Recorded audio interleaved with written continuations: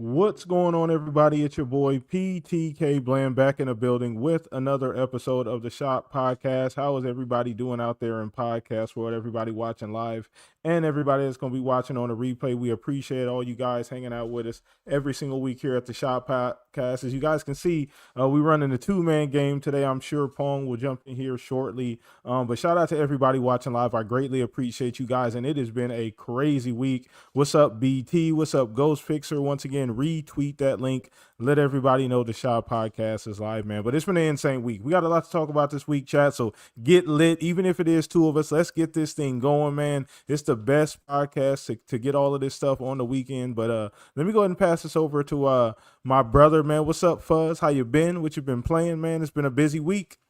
Oh yeah. Oh man, been busy doing filming stuff and on the road and playing some games on a PC handheld. Nice. But been playing another Survivor game. I see you've also been a fan of the Survivor games as well. Man. One that would be nice to come to console. I don't think it's on console just yet, but it is on Steam, called Karate Survivor. Okay, I haven't heard of that one.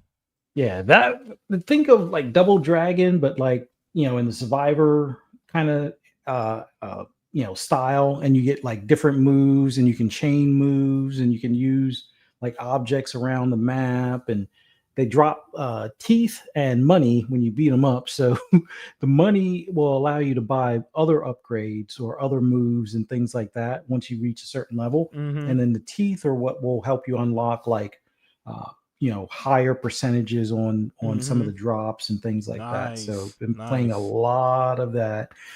Been playing my other usual games. Been playing a good bit of Forza Horizon 5, which in preparation for the next installment. We're definitely getting into that today, chat. So you guys get lit. I got a lot of questions, man. I ain't got a chance to really talk to you all week, man. But I've been hyped for today's show to get into that. We're definitely diving into that for sure. Oh yeah. Chat. I'm so excited about that announcement. But yeah, we'll get into more of that. But man, other than that, solitaire, because like on the road, I'm finding a lot of these hotels now have done some sort of change to their Wi-Fi where it's not working as well with consoles. Like I can get my laptop to work just fine. I can get my phone to work just fine. My Steam Deck, my Quest 3, my Series S, none of them are working like they used to. Like I want to say about 3 to 6 months ago was like the last time I went to like any of these hotel properties, and everything was working fine. And then like from the what was it, last Friday up to now, it's like, now the last one we stayed at, I am not sure because it's a different franchise. It's a Hilton property, but IHG has been terrible as far as being gamer friendly. So it's like, and you can tell it's different than the way your phone or laptop does, because it immediately goes to the page. It's like, oh, your last name and room number, or the code that's on your key card, a little envelope or whatever. Yeah. It's like you do the Xbox, and it's like Xbox has been different anyway, but it's usually it goes to a web page, and like after 3 rotations of that like spinning thing that tells you it's thinking or whatever, usually it locks in and you're online and everything's good. Tried the MAC address backwards, like cheat code kind of thing that, I found that some people have found a way around on the internet. And it seems like that doesn't even work, because it was like it worked for a minute. Because I think you even sent me a party invite. And I was like, wait, what happened to all the online stuff? So I had to go to my phone to respond, because it was like, I can't even play Game Pass stuff. Only what's on the hard drive, but it was like it wouldn't let me do chat. It wouldn't let me do messages or look at friends lists or any of that stuff. So I'm like, you gotta be kidding me. So either hotels are being less gamer friendly, or I'm just a knucklehead and I haven't figured out a way to get my gaming devices to work. Got my phone to work, no problems. Got my laptop to work, no problems, which I've had to kind of do remote gaming, which I got to give Xbox kudos. I know I'm probably dragging this out a bit, but I got to give Xbox kudos, because it seems like that remote play stuff is a lot smoother, or a lot more, spot on, as opposed to the lag like it used to. Like I said, 3 to 6 months ago, if you try to do that remote play, it's like you push the button, it's thinking, okay, now it engages. It's like, so it was like almost useless. But to get my daily points, I'm like, I got to log into the console at the house, and it's like, oh wow, okay, this is responsive. So yeah, they've improved the servers. Now if they're going to continue to improve them and make them even more like what is that, NVIDIA Go or GeForce Now or whatever, Yeah, GeForce Now. yeah, that would be awesome. But yeah, they're improving that cloud stuff all around, and I can't wait to see what they got in store for the next generation for that stuff. But man, it's been a long time. Glad to be here with you guys. Let's get Pong in here because I see he's going. I heard you guys making fun of me last Sunday. Hollywood. Yeah, I see you change your tag accordingly. I noticed that.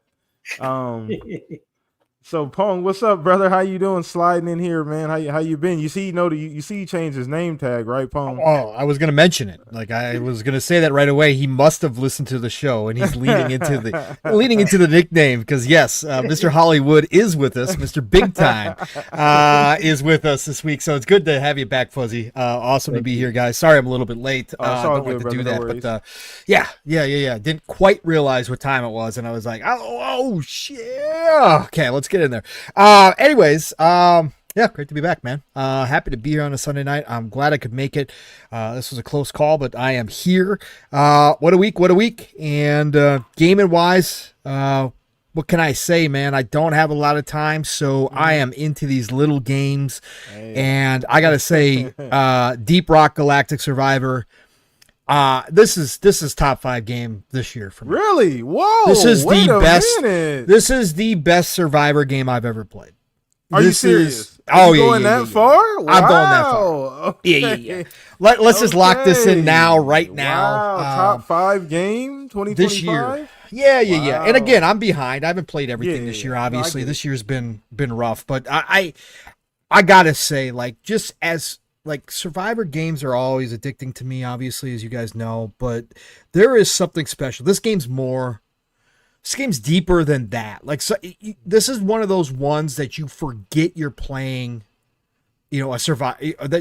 You forget that you're playing a, Vampire Survivor like game. You really do. And I don't think that every one of them does that all the time. There's some that are pretty apparent that you are, but there's times during this game that I'm just completely forgetting that I'm actually not actually shooting everything. Like it's just the game automatically doing it because you are mining and that kind of stuff, and you have so much control and there's so much strategy. And now, I opened up the escort missions, which are just an absolute blast, man, because you can play those in a multitude of different ways as far as the strategy goes, and it gets hectic. There gets to a point once the enemies start leveling up because you've been in the level so long and they start increasing in difficulty, the bugs. I was at level X for like 15 minutes, which is the max level that you can have, but they kept leveling up. But they didn't know how to count it anymore. So it was just like it was just nuts. So I gotta shout out this game. And then another game that I told you guys that I was gonna pick up that I wound up picking up another it's just one of those games, man. And when I saw it was going to come back out again and they were going to remake it, I was like, oh, I got to get this. So Puzzle Quest Immortal is out now, and Puzzle Quest Match 3 game. For those of you that don't know, Match 3 games are just like peanut butter and jelly to me, man. They're just one of those genres that nobody talks about that they play a lot, but I play Match 3 games, and Puzzle Quest is one of the original ones that took the Match 3 formula and turned it into an RPG with loot, with leveling up, and all sorts of different, just a complete RPG. It's got a complete narrative. It's got side branching quests. It's got everything that you would imagine it, except except that but this goes all the way back, right, PTK? So I played Puzzle Quest 1, 2, 3, Galactica, which was a sci-fi version, hundreds of hours between PlayStation, PSP, and PS Vita. Like I put so much time in these games, and they brought it back, and it's beautiful. It's gorgeous. It's as infuriating as it ever was, because let me tell you something. If you guys are going to jump into these Match 3s, a lot of these match threes, and I'll specifically touch on Puzzle Quest here real quick. They hint, or they give you, like, if you're sitting there looking at the board, like, it'll flash like a move that you can do, right? It'll give you one, right? In Puzzle Quest, let me tell you something. 70% of the time or more, it's a trap. Do not take whatever move that they're flashing at you. And I remembered this because I played them so much, right? It is tricking you to do that because it is going to set the AI up for some crazy shit on the next round when it gets to go. And so don't ever take that. But this one right here, oh my God, there's been some battles I've been so mad. Like, every single time the enemy gets skulls, which are the damaging, like, it's so infuriating, but it's so much fun. It's so much fun. The loot, you get to pick classes. They've got classes, so you get to, I'm what am I, a sorcerer or wizard? I can't remember, whichever one, which give you different ability. There's spells, there's specialty moves that you build up to use. If you guys have never played a Puzzle Quest and you like Matcher, you have to play Puzzle Quest Immortal. You have to. It is the granddaddy of all of them that turned into this, and it is extra special. So nice job bringing this one back again. It's only like $11. It's cheap as hell. So just go pick it up. Hundreds of hours of gameplay. It's a full RPG. The world is huge. You keep opening up new sections. They've got mounts. You can earn mounts and you can level up your mounts. You can capture enemies and then take their spells. All of it through match 3. It's freaking so much fun, man. I love Puzzle Quest, bro. Yeah, so, that sounds like a twist on a genre that I play too. I usually play the Masteries on my cell phones. Those are my cell phone games usually. Right. I don't really put them on console, but put them on console, bro. That does sound intriguing. I'm not going to lie, but shout out to everybody in chat, man. I appreciate you guys hanging out with us. All you guys hanging out this Sunday evening. We got a lot to talk about this week, man. As Pong alluded to, it's been a busy ass week and we are covering it all. So we're actually going to start with the early week news. And I wanted to start with this specifically. I want to talk a little bit about the Arc Raiders, essentially the beta and or playtest that was announced earlier this week, man. That was such a huge announcement for me. I know all three of us here are looking forward to that game. It is a game that seemingly has come out of, I won't say come out of nowhere. It's just that, I mean, Marathon, that was supposed to be its position within the extraction shooter genre, and out of nowhere, like an elbow off the top ropes, Embark came out of nowhere with the closed beta that seemingly blew everybody's face off, and they're taking advantage of that. And it's a great game. They're doing phenomenal things with the game, and I'm super excited for this playtest. It's supposed to air or launch, I believe, October 17th through the 19th, a couple weeks before the game is scheduled to be released. So I'm really excited for this game, guys, and this is perfect for me. I actually thought that they would do this sooner. I thought that they would want a couple. I thought they had enough time to do a couple of these in between just to make sure everything was buttoned up, right? You can never do too many stress tests, in my opinion. You know, you never know how this is going to go. So having multiple stress tests is the route I would have went. But hey, you know, at least we're getting something before the game comes out. So I want to throw this over to you, Fuzz. Get your opinion on this. Once again, this is something I thought that they were going to do anyway. At some point, I hoped that they would do. And hearing that we get the official announcement in this game, I think it's going to be massive, Fuzz. I think it has the potential to be huge. Now, it does depend on what we're getting in the beta. Not everybody got to play it, obviously, when it was closed and they were just giving out codes. So this is going to be a bigger, more widespread stress test. So I got some things on the list, and I'll go here in a minute, but I just want to get your initial reaction to that, and you know how excited you are about the actual stress test or play test. I'm excited about it. I wasn't sure when they were actually having it, because I know it's coming October or like early October, but I didn't get a chance to like see the official date and stuff. But this is one of those games I've been waiting for a while, and it's like I was always more excited about this than Marathon. Like for me, this is more of like a sci-fi division as far as when it comes to the aesthetic, as well as a lot of other like side mission things and things like that. So I've been looking forward to this one. But when did they say or when are they doing this play test? Is it like I believe the 17th through the 19th, I believe. 17th. Let me check. Let me triple check. I thought I looked it up earlier, but let me make sure. Let's see. Yeah, because this is going to be a game I don't know if it's going to replace Division in the rotation, but October 17th through the 19th. Awesome. yeah, this is probably going to be something that I wind up having to put Division 2 down for a bit, at least until they do that Survivor or Survival 2.0 kind of thing. That I'll definitely go back to Division for that. But yeah, I'm looking forward to this. Like it's so funny. Like Marathon was supposed to be the extraction shooter of the year, and now it's kind of like radio silence on it, other than them paying people to play it daily for 30 days or something along those lines, which I don't know if them playing it is going to help them as far as feedback, but hey, hopefully Bungie can pull that one out and figure out how to keep an audience and entertained and playing that. But I think with Arc Raiders, just the simple fact that they were like puzzles inside of puzzles, with like some of the caves had it where you can activate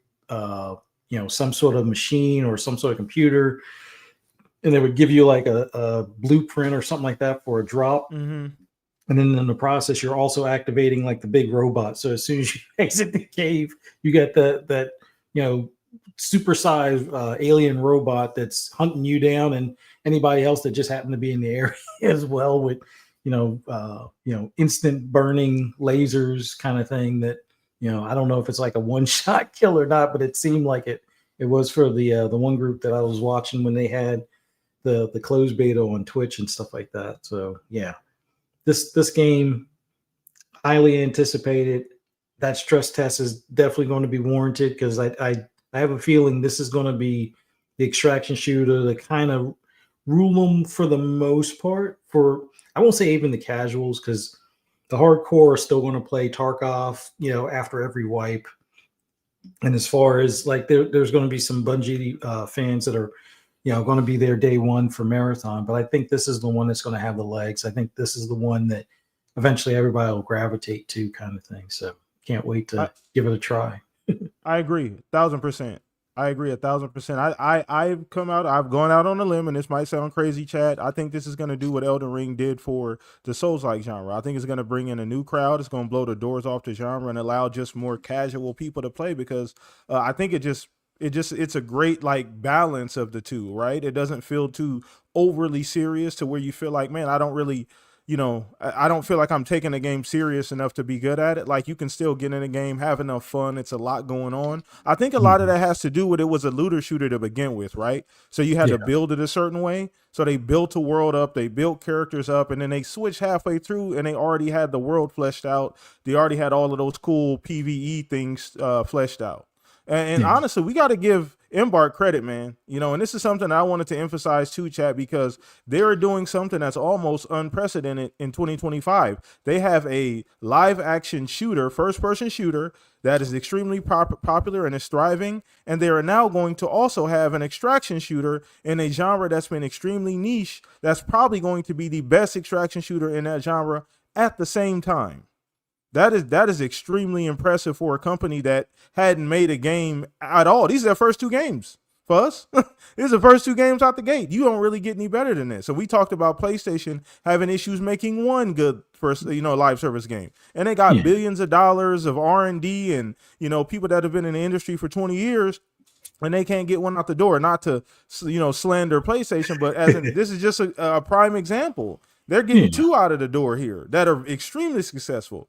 And I do think Arc Raiders. Go ahead. Well, I was going to say, I think these are like veterans from like a little bit of from BioWare and Battlefield and stuff like that. So I guess it makes more sense that they kind of had a better starting point or a better idea to start. But yeah, PlayStation's still struggling. Other than like with Helldivers 2, I think that's going to be their best one yet, kind of thing. And hopefully at some point they revisit the factions deal, because I think that would actually be a winner for those guys, considering it would be zombies and the Division. Like I think that's something that, with the exception of the most pure of the lore, fan base for the Division, I think zombies is something that some of the fans have been asking for. And we have that special event where they have that green, gas or whatever when you shoot them in the head, and then they revive or something like that. So yeah, they got to bring factions back. I know they didn't have a team designed to, do the live updates and things like that, but they need to revisit that and the Spider-Verse thing that they were looking at as well. I think those two would be something that would get them, going as far as that games as a service deal. Well, we'll see. We'll see how they figure that out. That's something that PlayStation still has to figure out. But Arc Raiders looks amazing. It looks phenomenal. I saw some recent some new art of a new map. Obviously, the last one in the closed beta was more of a like arid desert area, right? With dilapidated buildings and kind of a dune desert area with like oasis, certain spots here and there. This was more of an actual forest, which is kind of nice to change the scenery. So I'm gonna throw this over to you, Pong. Once again, Pong, this is another game that you are extremely excited about as well.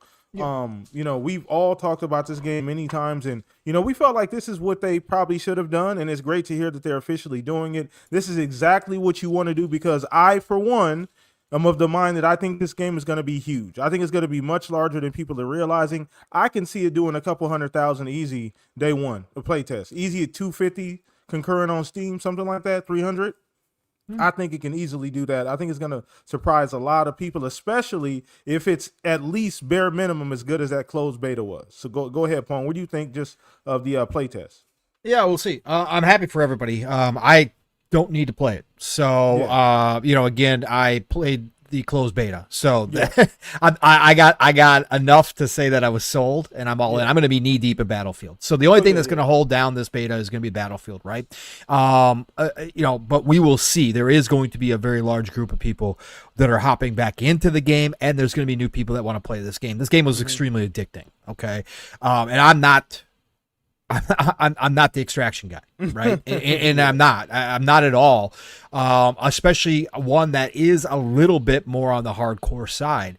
And I'm not great, right? I'm not great at that, especially with the PvP, but I had such a great time with Steel that I was sold instantaneously. So I am happy that everybody's going to jump in and get to try this. The bigger announcement for me regarding Arc Raiders is that it's going to be Play Anywhere. This is going to Xbox Play Anywhere title. That was huge for me this week. That just came out earlier this week, and I was like, "Oh, sold! Let's go!" The price too, right? $40. Yeah, $49.99. I think it is for. Is it for the base, and then $59.99 for the deluxe? $39.99, $40. Okay, right? Okay, and then $49.99 for the deluxe. I can't remember. For $39.99 for the standard, I believe. Okay, $59.99 for the deluxe, so $60. Okay, so it jumps up that much. Okay, yeah, you're right. $39.99 and $59.99. Yeah. Okay, so but I'm locked. I'm locked in with the deluxe. I will be getting that for sure, especially with the Play Anywhere. Beautiful. I get to play both on PC and console. But yeah, I think this is going to be a big game. And I definitely think, to your point, as far as what they Embark is doing here, I think they are going to light a different fire in the extraction shooter genre with this game. I think that the closed beta showed it. The amount of people that put in the hours that they did during the last closed beta was nuts. And you remember coming out of that beta, people said it was ready. People were like, just launch it. Just launch this shit. Like this, let's go. Let's go. Like, this is it, man. You're ready. Yeah. You build it while you go, Embark. Let's do this because it's ready. That's how polished it felt. Now they've added customization. You're gonna be able to build your own room. You're gonna do all this kind of stuff, which is really dope. So they are working on this, and a lot of people are happy this is not going to be a free-to-play model. That they are going to have the buy model, which is awesome as well. They are hitting all the right marks, right? They again, as Fuzzy just brought up, and as I've brought up in Steel and everybody else, like this team is the main core of this team. Is old dice. The main core of this team is Bad Company 2, Battlefield 3 guys. Like, this is a veteran team. That's why when the finals showed up, people were blown away. That's because you've got some of the best first-person shooter developers working on this thing from back in the day, and they still remember how to do what they used to do in Battlefield. They just brought it to different universes. Yeah. You people are talking about that destruction that's in Yeah. Battlefield 6. That's been in the finals for like 3 years now. Well, yeah, No, they did that. Just, Yeah. but once again, that just goes to your point of that being the core of the talent of that studio. They know what the hell they're doing. And I think if you remember when the finals trailer first showed, we were all like, "What the hell is this?" Is it? It was one of those trailers we looked at like, "Is this actually gonna look like this? Is the destruction gonna be this way? Is you know what I mean?" Because it almost looked too good to be true. Not gonna lie, initially. So they absolutely. Yeah, no, it did, and even crazier was because the fact it came out of nowhere. Because Embark, you go all the way back. There's a tweet back from like 2019, 2020.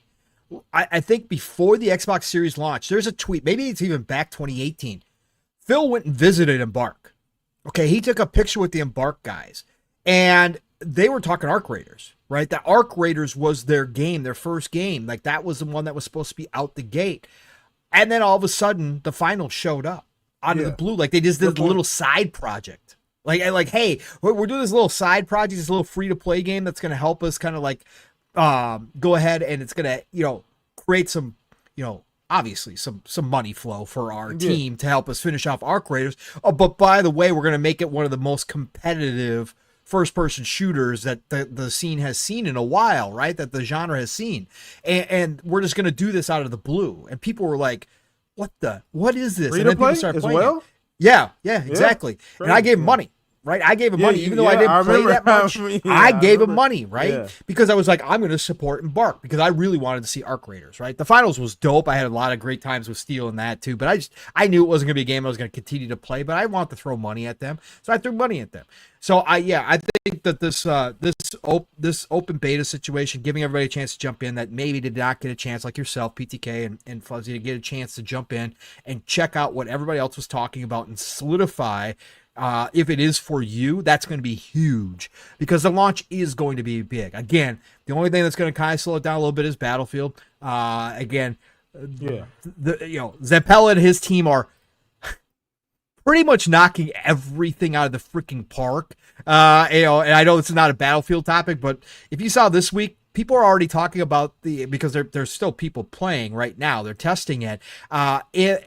There's people actually already, there's a huge community creating some incredible maps and game modes already in Battlefield 6. Yeah, I've seen a couple tweets about that. Yeah, so again, but that's where I'll be. But happy for everybody else. October 30th is going to get here. I'm going to pick it up. I'm not going to have a whole lot of time, but I am going to jump in here from time to time with Steel on Arc Raiders and Battlefield 6 whenever I get the chance.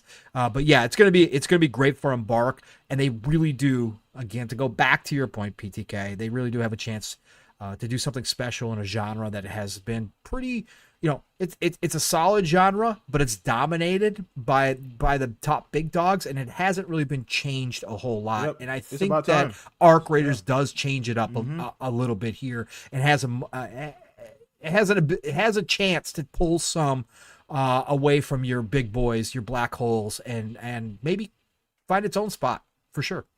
Yeah, absolutely. I agree 100%. I think the game is that great.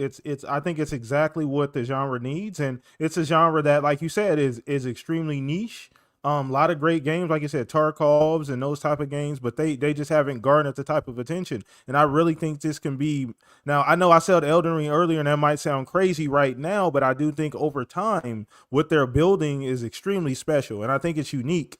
And I think it's a great balance of that genre. It's exactly what the genre needs. You know what I mean? You need discoverability. You need something to come in and just kind of a fresh coat of paint, because people are scared of extraction shooters, brother. Like that's not a genre you jump into kind of half-ass. And, a lot of people are very serious about those types of games that play them on a regular basis. And for them to come in and this is their first swing too, Pong, right? Like they don't really have any experience doing this. I mean, they made Battlefield. That's not an extraction shooter. No. You talked about Bad Company 2 and 3. Those aren't extraction shooters. So and on top of that, for them to pivot halfway through of a looter shooter, right?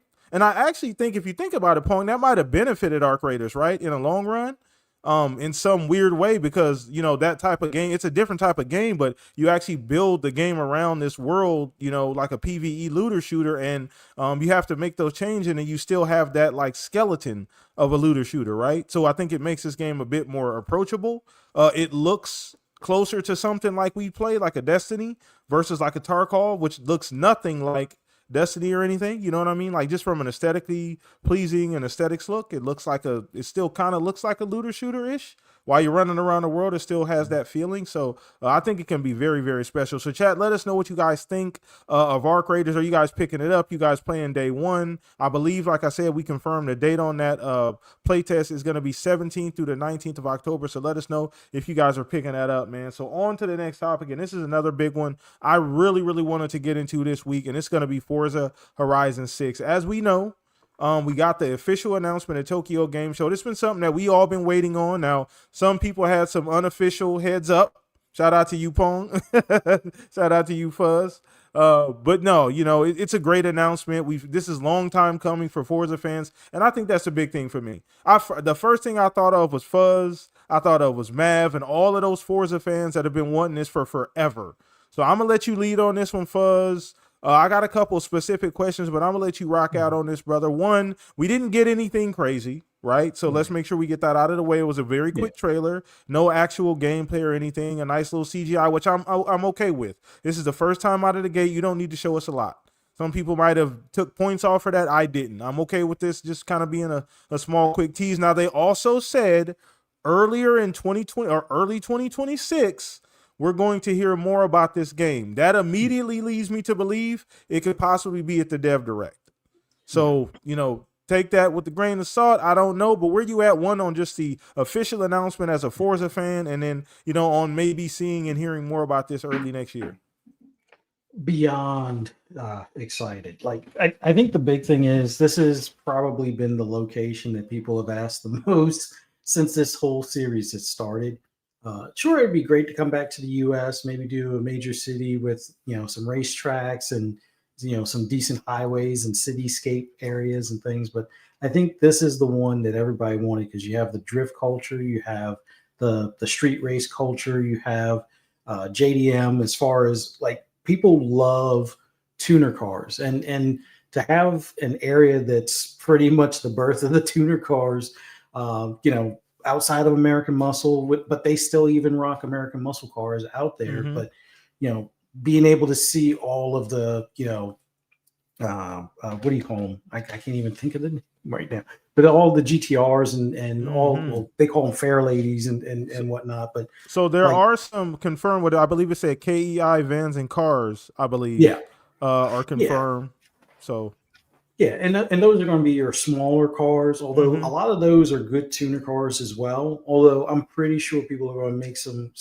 sick builds with some of those vans, the delivery vans that can probably outrun, even pocket rockets, as far as, like, if they do have motorcycles. I'm not saying they will, but if they do have motorcycles, that would be another awesome twist as well. But yeah, the K cars out there, that's something that I think in recent years I've only seen in, like, GT7, as far as, like, some of the K cars and stuff like that. It's usually like an overlooked deal because they're so tiny.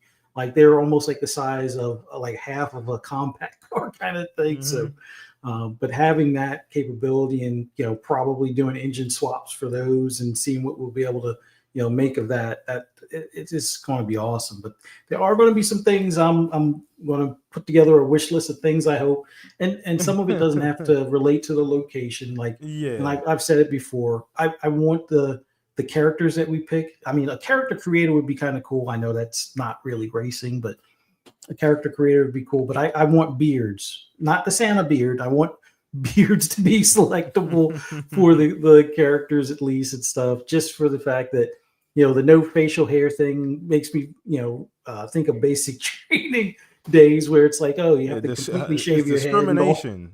Head. But yeah, I'm so looking forward to it. I'm hoping they're able to recreate, like, the Midnight Club. And I know when you hear Midnight Club, a lot of people think of the other game from Rockstar and stuff like that.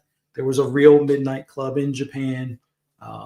Rumor has it was some of the more wealthier, well-to-do guys that, own some of the companies and bought some fast cars. And they're like, wouldn't it be cool to have a car club where we race on honor and, don't cause too much, shenanigans on the highway to get the cops involved. And I think that pretty much ruled the area for like 20 plus years until I think the lore or the legend is, there was a wreck that caused the death, and then that was kind of like when they self shut it down kind of thing. But just having that whole street race culture where it's almost like you have to do an audition to get into the club and whatnot, that would be pretty cool to have. But just the highway racing, drifting down the mountainside, the fact that they made mention, well, they have it front and center with the mountainside in the picture that they use. And then they're also mentioning that there will be a cityscape with tall buildings and stuff and the neon lights. So yeah, that's the thing too, Fuzz. I think because it's been, if my memory serves me correct, when's the last time, or have they ever, chat, done a large city in Forza Horizon? Have they ever done a large city? Does anybody remember? The closest thing were parts of Australia when they did Horizon 3. You had some decent sized buildings, but it was like, it felt like 6 blocks worth of space. Okay. It wasn't all that much. I'm just curious how they're going to work that out in this game. Like, I'm very curious how they're going to work out the cityscape, like with everything going on, how immersive and interactive, how large it's going to be, how much city are they actually going to give you. Now, once again, that's not the point. I know it's what you do in the city and how immersive and how cohesive you make it with the rest of the game. So it doesn't have to be just some full scale 1-to-1 version of Tokyo. I know we're not getting that, but as long as they do it in a tasteful, cool way, and I think that they have the experience, and I think there's no reason why this game won't be bigger and better. Everyone tends to be bigger and better than the previous one. So I think that now that they can focus on just Japan, I think they're gonna really take this to the next. And on top of it being, I believe it's next gen only too, right? It's only and PS5. Yeah, and that's the big thing. I think the city size will be bigger because it's next gen only. Like, not saying that the Xbox One held back, Forza Horizon 5, but there were some limitations. Like they made Forza Horizon 5 a bigger map than 4. But I think they were reaching the limits of what the Xbox One could do as far as loading without having to have like a loading screen kind of situation. With the next gen console being more powerful, I think a lot of those restrictions that they had from 5 kind of go away. So next gen only, PS5 and the series consoles, and then they'll probably have it where it's scalable for whatever is coming after the series consoles. Yeah. I expect that this will be a much prettier city as far as the visuals and overall size. I'm hoping we see something that's like, I don't want to speak too early, but I'm hoping we see something that's like double the size of 5 or triple the size of 5, which I think, given what the series consoles are capable of, I think we could very well see that. But man, it's going to be a rough, I guess, 12 months, let's say. Like, we'll get a taste of it hopefully at the Dev Direct early next year. Maybe they save it for the June showcase. Whatever the case is, I can't wait to see how photorealistic the scenery is, because remember how they introduced 5. Like, we thought we were just looking at regular cactus and stuff, like tumbleweeds blowing in the wind, and then the car flies by and whatnot, and you follow the car just like you did in the game, and the visuals were just like that in the game. So yeah, I can't wait to see what they have to show us. And I hope they drip feed some of the stuff over time. Like, I'm pretty sure they will, like some of the cars, because like I said, there are a dozen variations of the Fairlady and the GTRs that I won't say have to be in this game, but at least give us, a lot more flexibility. A lot of the Mazda RX-7s and the RX-8, not the biggest fan of it, but it serves a purpose, especially with the wide body kits and I forget the name of that other kit that's out there for that car. But so many cars, like some of them they've had in the game as regular, returning cars. But man, oh man, I can't wait. I can't wait. And like I said, if they do motorcycles, even if they have to put the bazooka style, which I think is there's like a whole collection of like vans and motorcycles that go above and beyond just the tuning aspect. They go for more of like a visual aesthetic that's a little unusual. You may not have seen it in the States kind of thing, but it'd be kind of cool to have that in there as well. So yeah, I can't wait.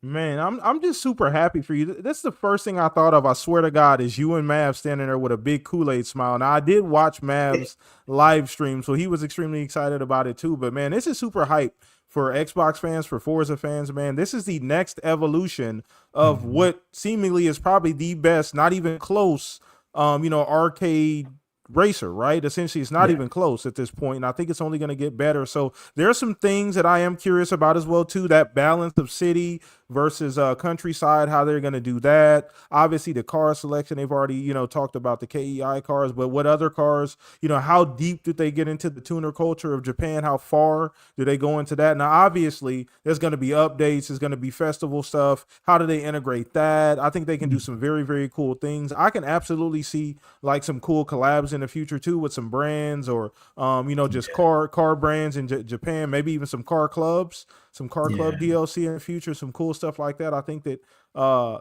Forza fans will want too. But to me, this is almost gonna like reset Forza, in my opinion. This is kind of how I'm looking at 6, truthfully. Like this is the one, in my opinion. This is the culmination of all, everything they've achieved with 5, because 5 kicked the doors in for the franchise. 2, 3, and 4 were great. They sold a lot of copies, but 5, 50 million players, it's one of the most successful games of the last, I'd say 10 years probably, as far as a live service game, and it's grown every single year. Mind you, just 4 or 5 months ago, it went to PlayStation and sold 3 million copies in a month and a half on a brand new platform on a 5-year-old game. So I think that's what it's capable of, and it's only going to get better. You know what? It's funny. Ironically, this is probably the best thing that could happen to GT as well. You need somebody to push you. They need to push each other. And I know GT had an announcement earlier. They're going to have some cool like updates for GT, and there's going to be some good stuff coming, but this is going to blow the doors off that genre. So I want to throw this over to you, Pong. I know you're not the biggest racer, fan, but false. I know we false. You do this every time. False. Do I? Every single time. False, sir. False. Okay. Me and Mav bought Tokyo Extreme Racer day one, the new one, in pre-release on Steam because we've been waiting for that game to come back. We talk about Midnight Club, Need for Speed Underground. Reputation precedes you, so I'm just going based off the grazing that I hear every single week. You playing 12 different games, so well, of course, I feel you though. So yeah. I get it. Of course. No. Go ahead and elaborate and correct me. I'm sorry. No. It's funny, PTK. It's just every time it's funny as hell. No, I am not to the level of obviously fuzzy right here. Of course not. But when it comes to arcade racers, I'm huge in arcade racers and have been forever. Like that's my jam. Like Need for Speed Underground. Again, I owned a Mitsubishi Evolution, right? So I love the tuner scene, right? So that's why I've wanted them to go to Japan forever, right? And I think that they have a really, really unique opportunity here. First of all, as far as the announcement goes, the fact that they kind of released it themselves prior to the show was kind of disappointing. Again, we already knew. Was it like a Facebook post or something? Yeah, it was Facebook or Instagram or something. Yeah, something crazy. Weird, yeah. So that kind of took a little bit, but again, that's not the first time it's happened. It's not going to be the last time. It is what it is, and we all kind of knew that it was going to be there. I thought they did a nice job with the teaser. I would have loved to see one car, but of course that's not what a teaser's about. But what I did notice, and I brought this up on Thursday with Mav, was that if you listen, the sound of the car that revs as they kind of pan up to the Tokyo license plate, that is a tuner. Okay, that's a 4-cylinder turbo right there, tuned out, and it sounded great. Okay. When they did that meant more to me than anything else, because they were acknowledging the culture that we said all along. If you're going to do this, like, you are the hands down undisputed champion of arcade racers, but you have not touched on some things as much as you could have through the years. If you are going to go to Japan, and what they do every single time, and I mean Playground, is they do look at the culture of wherever they take this game. That if you're going to go to Japan, you have you have to lean into the tuner culture. You have to lean into the nighttime racing. You have to lean into the drifting. You have to lean into certain aspects of what it meant or it means to be a car lover in the East, specifically Japan. Again, the Yakuza used to run, right, the streets in tuners. Like where the tuner scene was born, as Fuzzy alluded to. We had the muscle car scene here. Euro scene is obviously big as well. But the tuner scene from the East that came with Fast and the Furious to the West is special, and it is something that they do have to get right, and I know Playground will do it. And again, they had an interview afterwards. The big thing for me and Mav that we've been talking about, why we love Tokyo Extreme Racer, for going all the way back to the Dreamcast days, was the nighttime freeway racing around Tokyo, or what we always assumed was Tokyo, right? Because it's called Tokyo Extreme Racer, but obviously back in the day they could not get details. It was a city, right? It was a city, but you were racing on the freeway system. And they specifically, in the article through the Xbox Wire, after the tease, said that the Hot Wheels DLC prepared them for multi-layer racing on Tokyo's freeway system. So, okay, you've already acknowledged you're going to bring in what I wanted. I don't have to go anywhere else in this game. All I got to do is freeway race until my heart's content. Like, that is beautiful. Now, obviously, I will go see Mount Fuji. I will go do the other stuff that they're talking about. They also acknowledged in the interview that they are going to lean into that tuner scene. So they asked him about the cars, and they talked about the the key cars and all that kind of stuff, and the vans. But they also said the tuner scene with the customization is so big that they were excited to explore it. Now, that is awesome. We'll see what they do here, but as we've discussed, there's been something missing for a very long time in the racing scene, ever since Need for Speed Underground, right? Midnight Club, another massive one. Tokyo Extreme Racer, which is now back. It is a AA racing game. It's not a AAA racing game. But we've been missing certain aspects of that scene from all the racing games that have even attempted to do something like it. Need for Speed, the last one, tried to get back to the roots. They tried that whole kind of cool graphic scene. They got into customization again, all that kind of... It was there a little bit, but it didn't hit it. Playground, being the kings that they are, can go out and look at those games, and I hope they do. And again, we had 3-Bit giving us the 3-Bit talk when he talks too much and he says things that he doesn't know he's saying, and he alludes to things that potentially we could see, even though he's not supposed to allude to anything, but he does anyways, because he's just jibber jabbing. I love it. Worst poker face in the game. Anyways, there are things that they can go pull out of these different games. Car clubs, right? Again, that's another big one. The social aspect of the tuner scene, of actually any car scene, right? Again, grew up going to muscle car shows. My parents built muscle cars.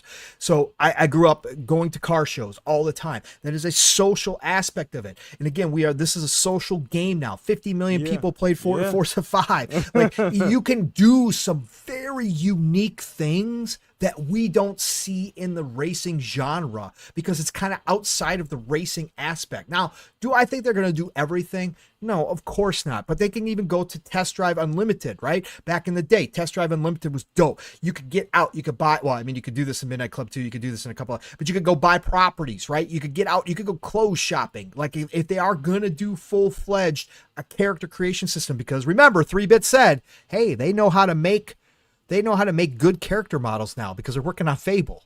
Okay, he just threw that out there. So if they're going to give us the chance, like Fuzzy said, to customize our character, which would be dope, and get out of the car, man, let's go play dress up, man. I love the closet. Steel's a little on a different level, but I love the closet too. So let's go play dress up. There's a lot of different things they could do because I already know they're going to nail the racing. All they got to do is just look at the culture, make sure that they get every aspect of culture, and then go ahead and then sprinkle in some extra things that people haven't thought about in a long time, and see if they can't nail it with some out of the box kind of situations that you don't always consider what what a Forza Horizon would entail, but it takes it into a new level. Like you said, it's on the next gen only this time around, right? It's not going to be on PlayStation 5 at launch, right? They've already confirmed it's coming down the road. So that means they focused in, they got time. Let's see if they couldn't add some things. Now, none of those things are there. Am I going to care at the end of the day? Nah, because all that really matters is that I'm getting Forza in Japan with the tuner scene attached to it. And let me tell you something else real quick. The DLC potential now is off the That's chart. The first thing I thought of. It's off the charts. I had crazy. called weeks ago when we were talking about this. I had called weeks ago when we were speculating to bring back the Fast and the Furious. We know they're getting a new Fast and the Furious movie. They even said, Vin said that they're going back to the car culture again. They're going to get away a little bit from the action, movie, which has made them billions of dollars, right? But they're going to come back to the cars culture scene, which started it. That's the first movie, was all about the racing, all about the car culture. This is a perfect opportunity for them to do it. I accidentally led another one on Thursday night with Mav when I was saying it. Mav called it out while I was talking about it. But Initial D, anybody who doesn't know what Initial D is a massive manga. Let's go. Let's go. Like, again, with the drifting, can you imagine a whole drift track around down Mount Fuji where you're doing choreographed drifting? Like, come on, man. With that Initial D look, man, you get that Initial D DLC. I'm telling you, they've got a lot that they can do here, and I hope just a couple of things sprinkle in on this. But I'm excited, man. As you can tell, can't wait to see what they do with it. Next year's going to be a blast. Can't wait to see the first look at the game and what they're going to show us. And I imagine it's going to be tuner cars. I did mention this. They mentioned early next year. So I'm thinking now this, because we talked about this in I believe a couple of shows ago, chat, that what will we see at that Dev Direct? I didn't have Forza 6 at the Dev Direct at all. I think this is prior to us even knowing we were going to get Forza 6 at TGS as well. So we didn't have the information at the time that we talked about it. So now that they've said that, do you think it's going to show up at Dev Direct? Because I mean, it makes sense now if that's going to be the next time we see it. Now I guess it would be a little out of order, because usually we see a little more of the game, then we get the Dev Direct to follow that up. This would be kind of just a trailer straight into kind of a deeper dive, which would be a little bit unusual, a little bit out of order for most Xbox first party games lately. Usually we get the just a little tidbit teaser trailer, then we get another look, a little trailer, possibly maybe small bit of gameplay, then we get the Dev Direct. So do you guys think that this shows up at the Dev Direct in early next year? Oof, that's a tough one. Like I would love for it to be at the Dev Direct so I get a closer look at what they got going on. But if they go with their normal release schedule, it'll definitely be way early in comparison. But then again, Playground might release 2 games next year and pull an Obsidian kind of deal. So I guess it depends on if Fable comes first or if Forza Horizon comes first.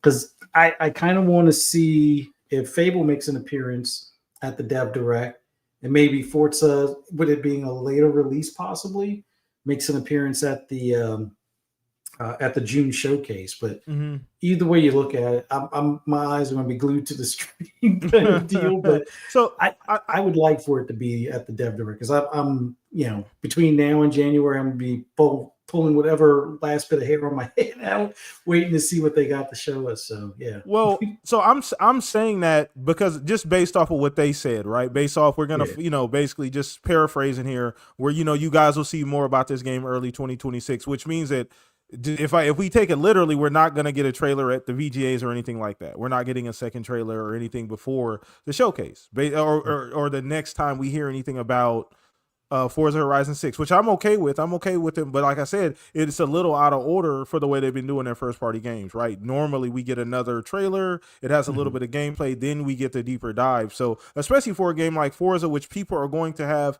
a fuck ton of questions about, right? Like there's already a bunch of questions. We brought up 4 or 5 already, if they're going to have this car or the location or city or drifting and racing, those are going to be, questions that people are going to want to know. So do they just jump straight into a deep dive? Like, fuck it, we'll just go right into a 10, 12 minute Dev Direct. Like I don't know. I mean, I don't know. It seems a little out of order.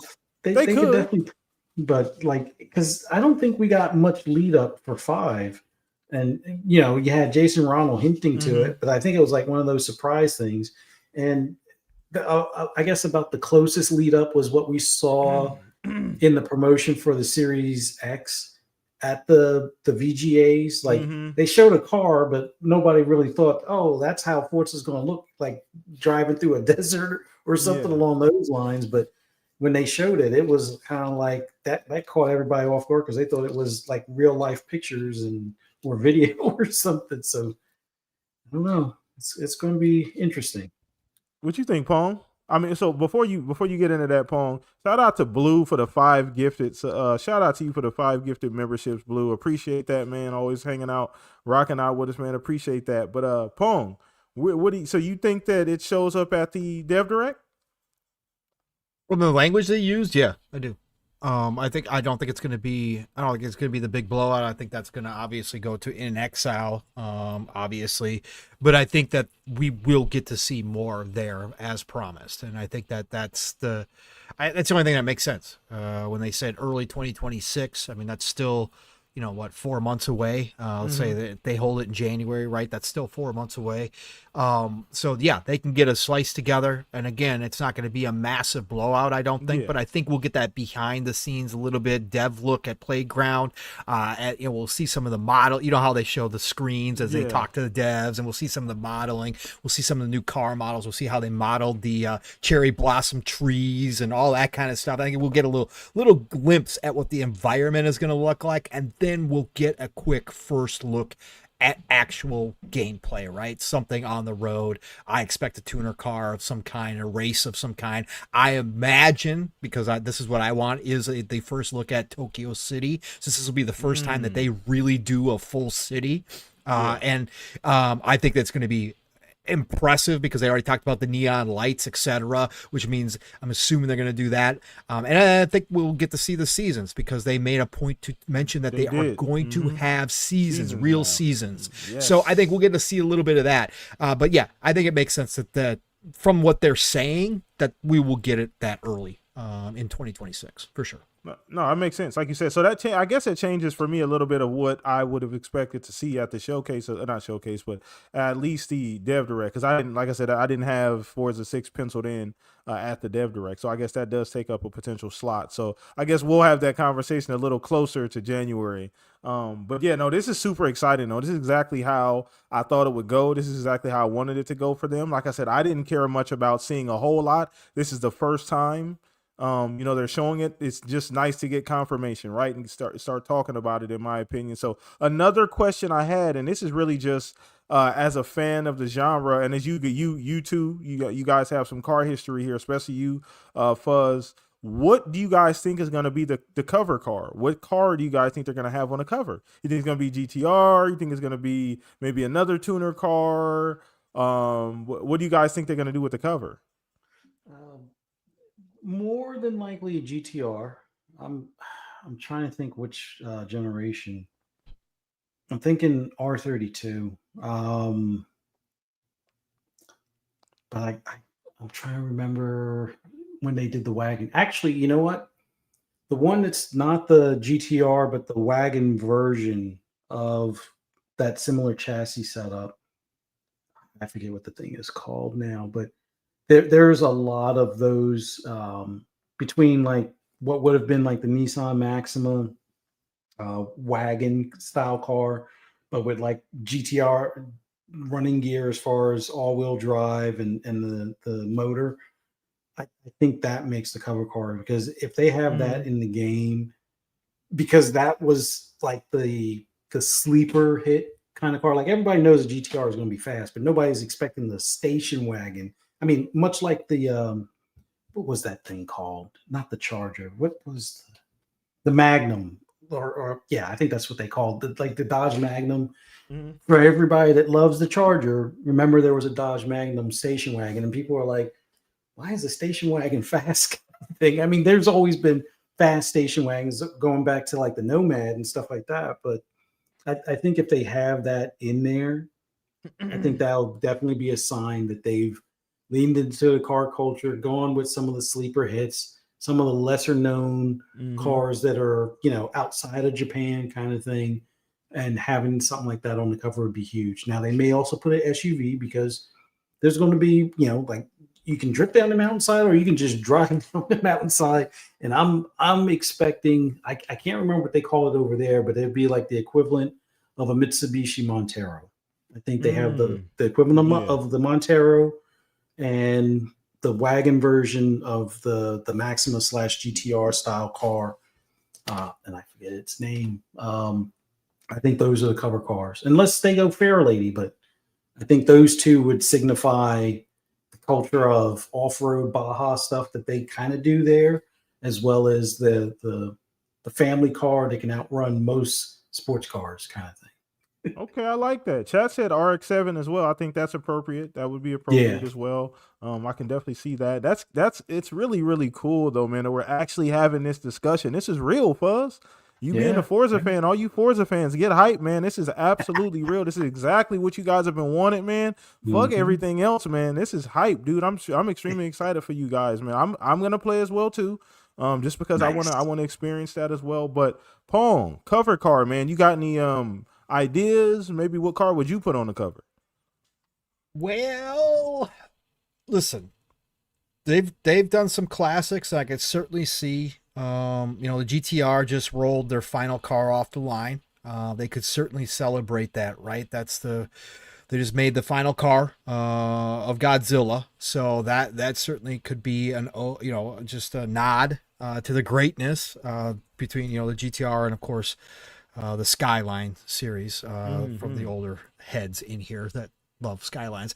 But they've also done things like go with prototypes or go with cars that are coming out soon. And there is a return of the RX-7 and there is a return of the Celica. And both of those being Japanese cars, and both of them probably going to be fairly performance heavy when they show back up again. Maybe they cut a deal with Toyota or Mazda to get one of those two, as because they're supposed to both launch right around 2027. This game comes out in 2026, so I'm assuming we'll probably have the official look by then to get that on the cover. I think that would be an interesting way to go, but I think that wouldn't be the only car that you put there. I think you nod to the history of the tuner scene there. I think you definitely give a nod to all the cars that have obviously kind of paved the way, and you could pick from those. And obviously, again, the Skyline would be the classic, right? Again, that is a well known car, but you obviously could go with the Toyota Sprinter. The old school, one of the first, just absolute beasts on the drift scene, right? Nobody outside the East, unless you watch Initial D or you got into the tuner scene, knows about the Sprinters, but man, those Sprinters were freaking phenomenal, right? So there's a lot of different ways they could go here, but I think you definitely could show like a whole kind of history look of different cars racing against each other on the front cover from the East, right? I think that'd be dope too. Now, I obviously understand that it's more than just that in Forza Horizon, that you have, the off-roading, that you have all this stuff. So to Fuzzy's point, you could certainly see something in there, off-road wise. You could certainly see a mix of cars.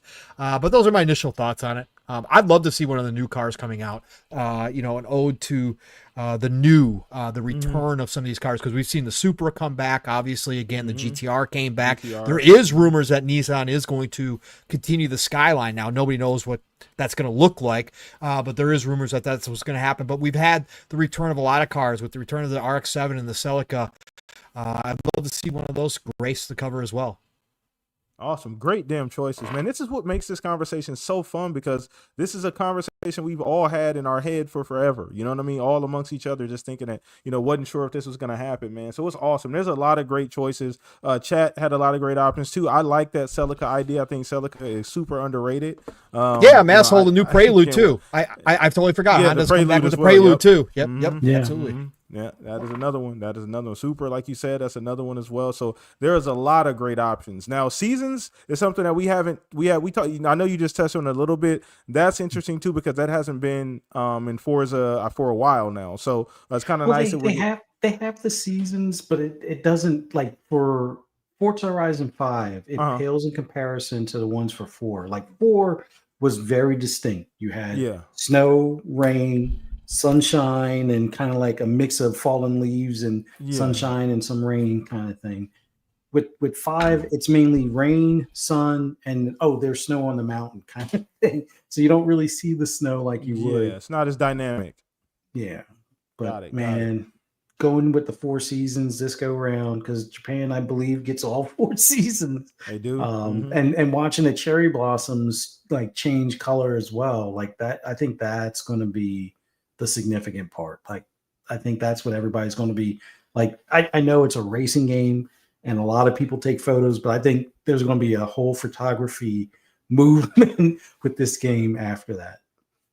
Yeah, absolutely. 100% agree as well too. Now, another thing that is big, and I'm glad you brought this up, Pong. I know you brought it up too for us to a lesser degree, is the club portion of the game, the PvP portion of the game. How do they handle races? Some of those other smaller, significant questions as well too. So I'm curious, like you said, do they have clubs? Do they lean into that? Like you said, the car culture, how far do they lean into that, right? Like, how deep of an aspect do you make that or build that into the game, right? Because that's something that, you want to be in the game. I guess you don't want it to be too much of the game, because you still want to have that, exploration. You still want it to feel open, like all the other Forzas. So that balance is going to be really neat, because this is a little different for them, right? Being in Japan. So that's cool too. How do you think the club thing plays out, Pong and Fuzz? Or I guess I would ask you guys, how would you guys, if they handed you guys the keys to that particular portion, kind of what would you guys do with the club portion, like the aspect of like that PvP portion? Ooh, I got some thoughts. I'll try to be quick on this one. Key thing, make it so participating members get points, whether it helps unlock cars or other clothing items, or special tunes or tune-up parts, or something like maybe red line tires or different underglow colors or something like that. But you gotta have custom badges for your car. They're completing different, missions against other teams, etc. You know what I'm saying? So you stamp them on there, like gumball runs do. You know what I'm saying? Have those types of things, but limited to only if you compete in those areas. Sorry, I didn't mean to jump in, but I didn't want to redo what you were saying, because you're falling in line with what I was thinking too. So go ahead. Sorry. Yeah, no, the badges, that's an excellent idea, and I want to see them also do shows, like have it start like they used to do the meets. I think two may have been the last one. I can't remember if 3 had meets or not. I think they did, but they turned it off sooner. 2 definitely had it where you could go to car meets, and then that's where you could check out everybody's paint scheme or some of the tunes, if they shared their tunes and stuff like that. And then you could pick certain people, like, hey, let's do a head-to-head race kind of thing. So if they can create a space where, and you're supposed to be able to have, or at least they've been able to have, like 32 on a server. Sometimes I think there's supposed to be more. There's supposed to be 99 slots, but I've yet to see one fully filled all the way up to 90. But have it where, okay, we're at the parking lot at whatever stadium or grocery store or something, and it's like, hey, check out everybody's tune.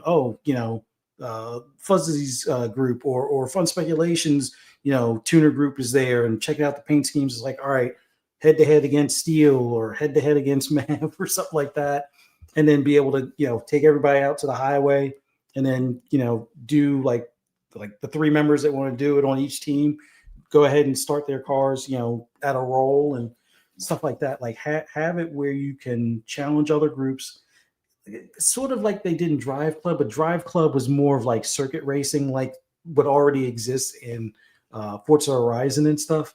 But make it so it's like, okay, like the way real street racing would be, but have other rewards along with the badges, clothing, maybe unlock like a clubhouse kind of deal. And then I know they're not going to really bother with like mini games at the clubhouse, but like show off your paint scheme, show off your victories or your trophies and head-to-head meets and things like that. make it so you can wager cash or maybe even pink slips. I don't know if a lot of people are going to want to wager pink slips and stuff, but that would be cool. Handle clubs like what you've seen in the movies or what actually happens on the streets out here. I know a lot of people in the States will say, oh, that racing happened in Mexico because it's not against the law apparently down there, but something along those lines. Clubhouse unlocks, badges, clothing, cash, pink slips, make it so you can show off your paint schemes, head-to-head races on the highway, all of that stuff. And they got to figure out a way to do that no hezzy type of stuff on the highway as well, like when you're dipping and dodging out of traffic, no contact, no crashes. If you can do it perfect within a limited time, or you're first to finish or cross the finish line, major unlock for the club. Everybody gets like bonus cash that's a member of the club or something like that, and the participants get like a double XP plus bonus cash and stuff like that as well. Mm-hmm. So there's a ton of stuff, but I've probably chewed up all this stuff. No, Paul was thinking brother. As well, but yeah, go ahead, Paul. No, I had this in mind when I brought this up. You didn't think I knew this wasn't going to happen? I mean, I absolutely knew this was going to happen as soon as we started talking about it. It's perfect. No, this is exactly what I want, though, because it gets me thinking about what I would like to see. And I'm not the biggest car guy. Admittedly, you and Paul got more car knowledge in your pinkies than I do in my entire body, but I know enough about a good car, a good video game, a good racing game. I played enough of them. And I think that's a great idea. Great aspect is, and Jasper, shout out to Jasper. He said, in chat, he said, also put your club member's avatar at like the start or finish line of the race as the crowd around your car. I think that's very 90s arcade like, and I fucking love that, Jasper. So that's actually a great idea. It also reminds me a little bit of like 2K, like a My Park situation where you got at the end of the game, there's kind of a photo of you and your team kind of standing there and it shows the score, kind of a situation. So I do like those little touches, like those little personal touches. And I think that's something they can absolutely do. Now, how deep do they get into the club system? Well, one, do they even do a club system? I think we're all hoping that they do, because especially for the tuner culture, right? You got to do something like that for the code. You have to do it. You know what I mean? For me, it just sounds like it would take this game to a new level, right? That's a level that I don't think any previous Forzas have gotten to, and I think this could be the one to blow the doors off. But I don't want to take up too much time for Pong. But Pong, same exact question, brother. Like, what are some of the things you would do as far as clubs? Some of the interactive things you would do as far as maybe PvP, PvE, that kind of stuff. You got to dream big, man. You got to dream big on this stuff. And again, whether or not they do it, I don't know. But we're giving them $1 million ideas, and there is something to this. So, anyways, yeah, Fuzzy laid out a lot of it, but I think they're having a clubhouse or a club meetup spot is fantastic. And I think there should be like a car show spot that what Fuzzy was talking about where the other clubs can come. I say you can even have competition for best original creations for each club or whatever the case may be, and actually have, because that's what they actually have at car shows. Like even for paint too, best paint, best tune, okay. Best all of it, right? And have people vote on it, like, and again, award the club if your club shows up and competes like that, right? Award the club, whatever it may be. Like Fuzzy said, bonus cash, bonus XP for participation, right? Yeah, badges, like I was talking about. Absolutely, anything to add to that. Go big here. As far as no headsy goes, I absolutely agree, even though it's, I think it was a part of Tokyo Extreme Racer, even though we didn't call it that back in the day, but Steel loves it, Fuzzy loves it. But over in Japan, it was follow the leader, no hezzy. So you had your entire club. You can go watch videos of this, attempting to stay as close as possible in a snake formation, going through traffic. You could have competitions with that, because obviously they could set up a whole point system with how close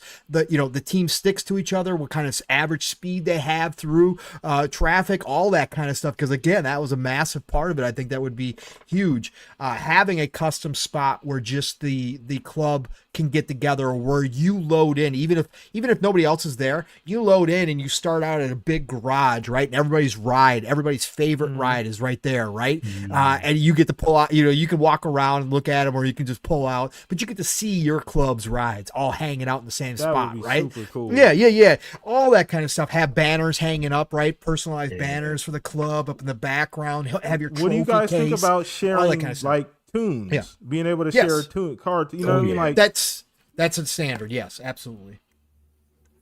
No, go Yeah, ahead. that'd Go be ahead. awesome. Yeah. No, that's a standard. I mean, again, that's Yeah. been available for a while, and I think Got that it. needs to continue, right? Yeah. Obviously, it's huge. It gives a benefit to those of us that can't put the time into it, like Fuzzy does. Like, you know what I'm saying? If we're having a tough time to go look for a good tune, and as long as you got the cash, you know, you get your car tuned up, right? So, yeah, no, I think that I hope. And I hope that they lean into it. Is it going to be disappointing if they don't? Of course not. Again, they're going to create one of the best arcade racing experiences again, hands down. It's going to blow our minds. The visuals, just like Fives did, where nobody believed it was real. They're going to do that same dang thing again. It's going to be on a different level this time around. You know, the new Xbox is going to come out in a year or two after this game, if not the same year if we get a third party next gen, and that's going to take it to a whole nother level. Like, I already know that this game is going to be phenomenal, but if they could add, just like I said, just a sprinkling of this stuff that we've seen in other games to a certain degree here and there through the years, but really just adds to the whole experience of what it means to be a part of a car culture, I think they would go a long way when those 20, 30, 40, 50, 60, 70 million people show up to play Forza Horizon 6, just really gravitate towards and again, extend how much time you spend in the game, extend what it means to have that group culture around the cars. Because it's not, you know, when you got your friends, when you got a group of friends that are about cars, it's different, man. It's just like sports, right? When you get around a group of guys or girls or whoever that all enjoy the same sport and root for the team, it feels different when you go to that bar and everybody's rooting for the home team, right? And it's the same for car culture. It really, really is. And if you've never experienced, you don't know. Sure, you can be the lone car guy and you could be the guy that spends, you know, $10,000-$15,000 on tunes for his car, but normally you're meeting people because people just come randomly up to you when you're driving a car. They're like, yo, man, what's going on? What you got? Like that's how it works. It's a very social thing. And I think that they should have parts of that in this game. I hope they do. I agree. And this is to you too, Pong. Shout out to Mac for the $4.99 super chat. He said, Pong, you realize you're describing an RTS, not a racing game, right? Question mark. Well, he said, hashtag, I'm not against that. Well, we're actually talking about a car PG anyways, because that's what Forza Horizon is at this point, right? So let's go. Yeah, you got damn right, man. That's exactly what we're describing. Yeah, expand it out, like you said. You know, and me just being, like I said, kind of the car noob of the bunch here, I agree with all of those. I'd love to see all of those interactive aspects put into this game. You know, they've done it to some degree. Like you said, I mentioned the tuning, being able to share that. Feels like that's been in Forza's already, you know, so just... And you can go back here. Sorry, not to jump in again, but you're good. When we ever do this, I always get flashbacks to our conversations years and years ago when we were dreaming what they were going to go do down the line in some of these cases. And we had talked about this, Forza becoming a hub world, right? And that was eventually was going to go. Like, you could have the hub... It can just expand off of this. Wherever they go next with Forza Horizon doesn't have to be the end, but the social aspect that we're talking about, the club scene, doesn't have to be just for Forza Horizon 6. They could create a whole hub around it, expand it out, where you maintain that world, that club, through the next Forza Horizon 7, right? Forza Horizon 8, whatever the case may be. That would be really cool. That's what I would love to see them shoot for, because I think that would really go a long way just locking people in is what the name of the game these days are for these games, pun intended, but that's what it's all about, is keeping people engaged. You get a club that is, you know, is persistent across multiple games. It keeps your friends together and keeps your tunes, and you get to see the old cars. And I think that's where you would go if I was looking towards the future. Yeah. I agree. I think that's the next evolution of Forza. You lean into that kind of stuff too. You know, the community is everything. They've built Forza, and I think you lean into that. Like you said, they have a great opportunity, and you mentioned it earlier. You know, people are going to say, "Oh, well, we've had games like this." Yes, we have, but not from Playground and not at this quality level. You know what I mean? So we haven't seen them make this kind of game yet. You know what I mean? Especially not in Japan. This is the first chance we're getting them to see to do that. So. This is really cool, man. It's just the proposition, Fuzz and Pong, that this is happening.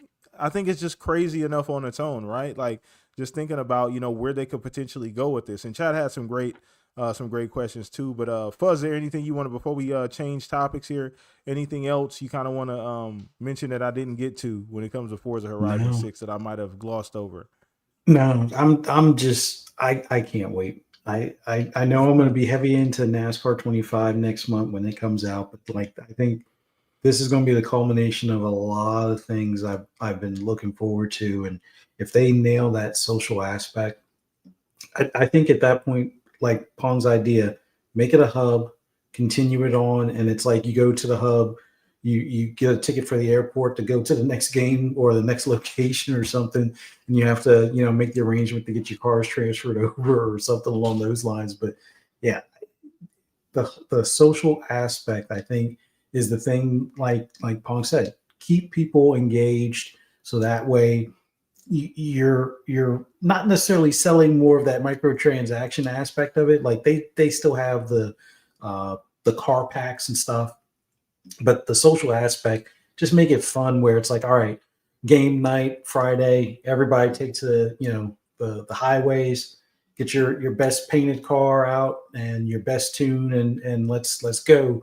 Or let's do the car show, just meet up, see who has like some of the coolest schemes that look like stuff either from Fast and Furious and things like that. Like all of that would be so awesome for them to do. Fingers crossed they do that. But like Pong said, I think no matter what they do, them just basically doing what they did in 5 and changing the location would be grand in itself. But knowing them, I got a feeling that they're going to at least do a couple of the things on our wish list that it's just going to blow our minds, and we'll be hooked on that for even longer. So I'll have to figure out when I completely put Forza Horizon 5 down, because there was a little bit of like when Forza Horizon 5 came out, certain things were a bit broken. So I played Forza Horizon 4 for a little bit longer, and then it was like I put both of them down for a while and then came back to 5, and they had fixed a lot of the stuff, or fixed basically all the stuff that was frustrating. But if they get this one solid right out the gate, we're gonna have to do a swan song for 5, and it'll be missed, but 6 is gonna be the go-to, and I can't wait. Oh yeah, man, it's gonna be so good, man. Awesome. Had to get that in, man. I was so amped to talk about this week. You guys didn't even understand how excited I was just to talk to you about that, Pong and Fuzz, for sure. So yeah, you guys can see, chat, we're amped about Forza Horizon 6. So we're gonna turn the page a little bit, and shout out to everybody watching live, everybody, the super chats. Shout out to Blue as well for the memberships. All the likes. You make sure you hit that like button on your way in. We appreciate you guys greatly. So we're talking a little bit about Wolverine, man. So we had another showcase earlier in the week that predated the Tokyo Game Show, and that was a state of play. Solid state of play. I didn't really get to I watched it as much as I could from work, kind of off and on in between work, so I didn't really get the full gist of it. But the big thing coming out of state of play was Wolverine. We finally got some gameplay. We finally got to see some extended gameplay, and I was excited, and I'm extremely happy. And I guess I'll go first here. Coming out of, now I know that leaked the leaked gameplay footage we saw a couple years ago was very, very early gameplay, and it did worry me a little bit because it looked more like Spider-Man reskin as Wolverine. So I was a little concerned, although that was super early footage. I'm less concerned now. The gameplay looks amazing. It's nice and gory and bloody. They're leaning into the more visceral Wolverine, which I like, which I really, really do like. So it's going to be more of a gritty story, more mature. I do think it'll be an M-rated game. You look at all the blood and the guts and everything, the amputation. I do think it'll be M-rated, which I do think it's a nice change of pace for them as well. I do have some things that I'm curious about. There's some curious things about, but by and large, I'm really happy with what I saw. So I guess I'll throw this over to you, Pong. Just get your quick thoughts on Wolverine. Was it better than you expected? Was it about what you expected from Insomniac? Anything that you saw that kind of stuck out from you? How much has changed since the leaks, right? And I know the leaks were extremely early. They were early, yeah. They were really early, but I do think that they probably took some of the criticisms to heart from the leaks and went back and redid some things by the looks of it. Number one, the fact that they leaned into and again, I got to preface this, guys. I'm an old Uncanny X-Men fan, hardcore. Okay. So I go back with Wolverine to the good old days.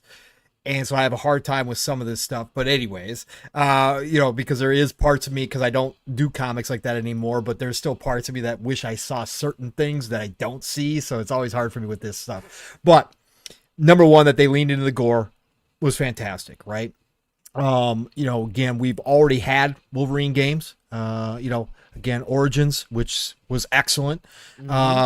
People are going to forget about that. I joked about this on Thursday. The reviewers are going to, are going to forget about this when this game comes out, that we had Wolverine games. They're going to claim this is like the greatest thing, best we've ever seen, because we've never been able to play it this way. That is absolutely going to happen. You realize that's so funny that you brought that up. That is absolutely, it happened with Spider-Man. Yes, it happened with Spider-Man. So anyways, but I'm happy they did that. And I got to say that this is an Insomniac looking Wolverine, and there's going to be a whole group, a very large group of people who are going to be extremely happy with this.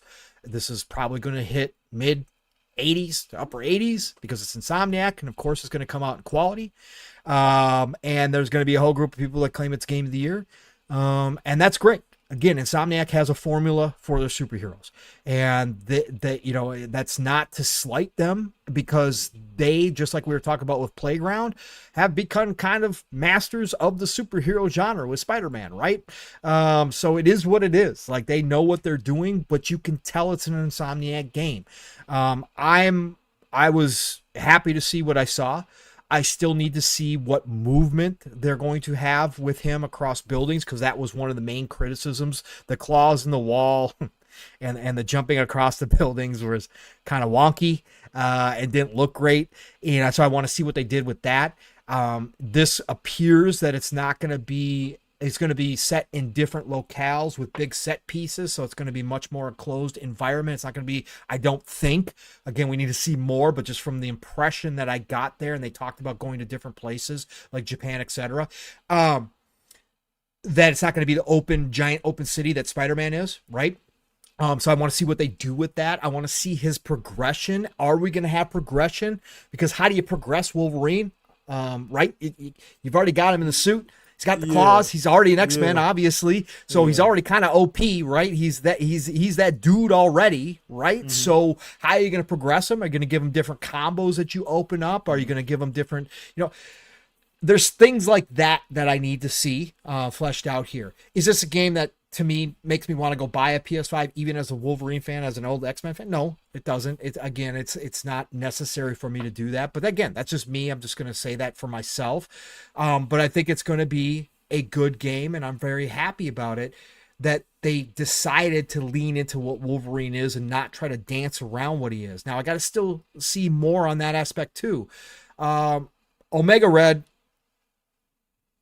is a good character. The story arc between him and Wolverine. I mean, he's part of Wolverine's rogue gallery, the original rogue gallery. So yeah, it's just not.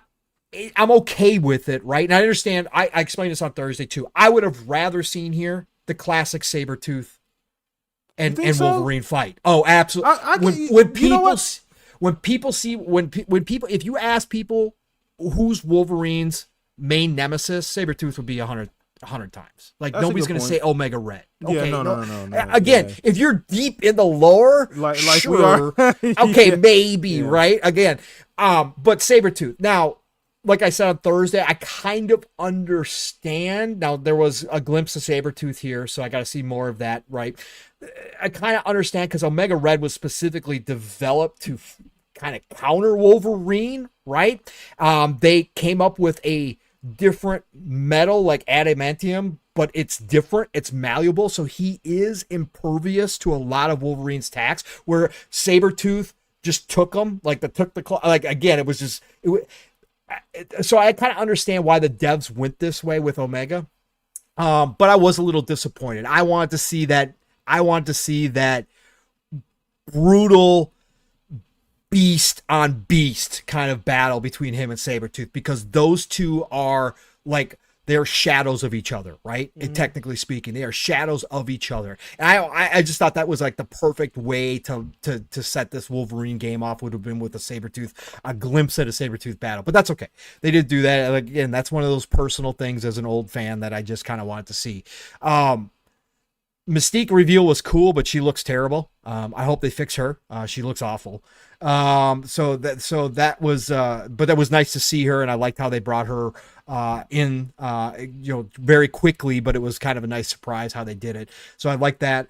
So again, pleasantly surprised. It looks like an Insomniac game. It's gonna do well. Curious, happy as well that they announced it for fall of 2026. And again, it's Insomniac. I have zero reason to doubt that they will hit that. So sometime in 2026. It does question whether or not Venom is still a reality, because that was supposed to come out prior to Wolverine. Well, you gotta think about this. Timetables have been all over the place, especially since that that first party initiative with the live service game. Timetables have gotten thrown in the wind at this point, so we didn't even know where Wolverine was at or how far along it actually was until they started getting the rumors again about it actually being them actually showing anything. So just going by the leak, right? So just straight up that Venom was supposed to come out prior to. But I think this is a nice setup for their X-Men game, because obviously we know that they have X-Men coming out eventually. It would be nice if this game had something where Marvel movies had already introduced Wolverine. I know before everybody shouts to the rooftops that obviously we just got Wolverine and Deadpool. I'm talking about a real, like, that's an alternate Wolverine, okay? Like, that's a Deadpool universe is different. Like, I'm talking about a series X-Men kind of movie or introduction to the mutants, but Marvel's behind on that, obviously. And again, I'm not holding my breath. I don't think they're going to do it right, and I think they're probably going to do it terribly, but that's just my personal opinion. But it would be nice if that was here, because Wolverine is big, but he's not Spider-Man big. And so that'll be interesting here, right? Also with the blood and gore, you're not going to get, yes, a lot of parents will buy it for their kids no matter what, but you're not going to get the same group of kids playing it like you do Spider-Man. So I can't wait to see how this does. This is a very mature, right, action hero. It's a little outside of the typical Insomniac Marvel game. It's a little outside of that when you start thinking about the and you could see them get squeamish. You could see the one girl, and I cringed a little bit when she's one of the main directors, when she said, I thought maybe the claws through the face was a little too much, but then I saw it and it looks good. It looks good. I was like, oh, if you guys were having those conversations about Wolverine, and Mav pointed out, and I shout out to Mav, all due to credit to Mav. So far, if you go back and watch this whole thing, every single person that he is chopping limbs off of a robot. They're robots. They're robots. I knew it because I saw that portion of his live stream, and he mentioned that. He's like, a lot of them are robots. He's like, I don't know about that. Then he kind of rubbed his old chinny chin. I'm like, what are you getting at, man? What are you saying? Did they really go full all in, or is that going to be the thing? I mean, the enemies the trailer's are pretty goddamn bloody. Now I don't know if that's bloody. motor oil or blood. Oh, I know it's bloody, but okay. So if you go that far though, PTK, to your point, what's the difference between seeing some actual limbs of humans fly, right? Why is it again? I said in our Thursday show, I think there'll probably be different enemies down the road. I think this is just the section they showed. So I will hold my reservation, but it was a curious choice that, yes, you had all this blood flying, but the limbs being cut off were cyborg limbs. So it's not quite as bad.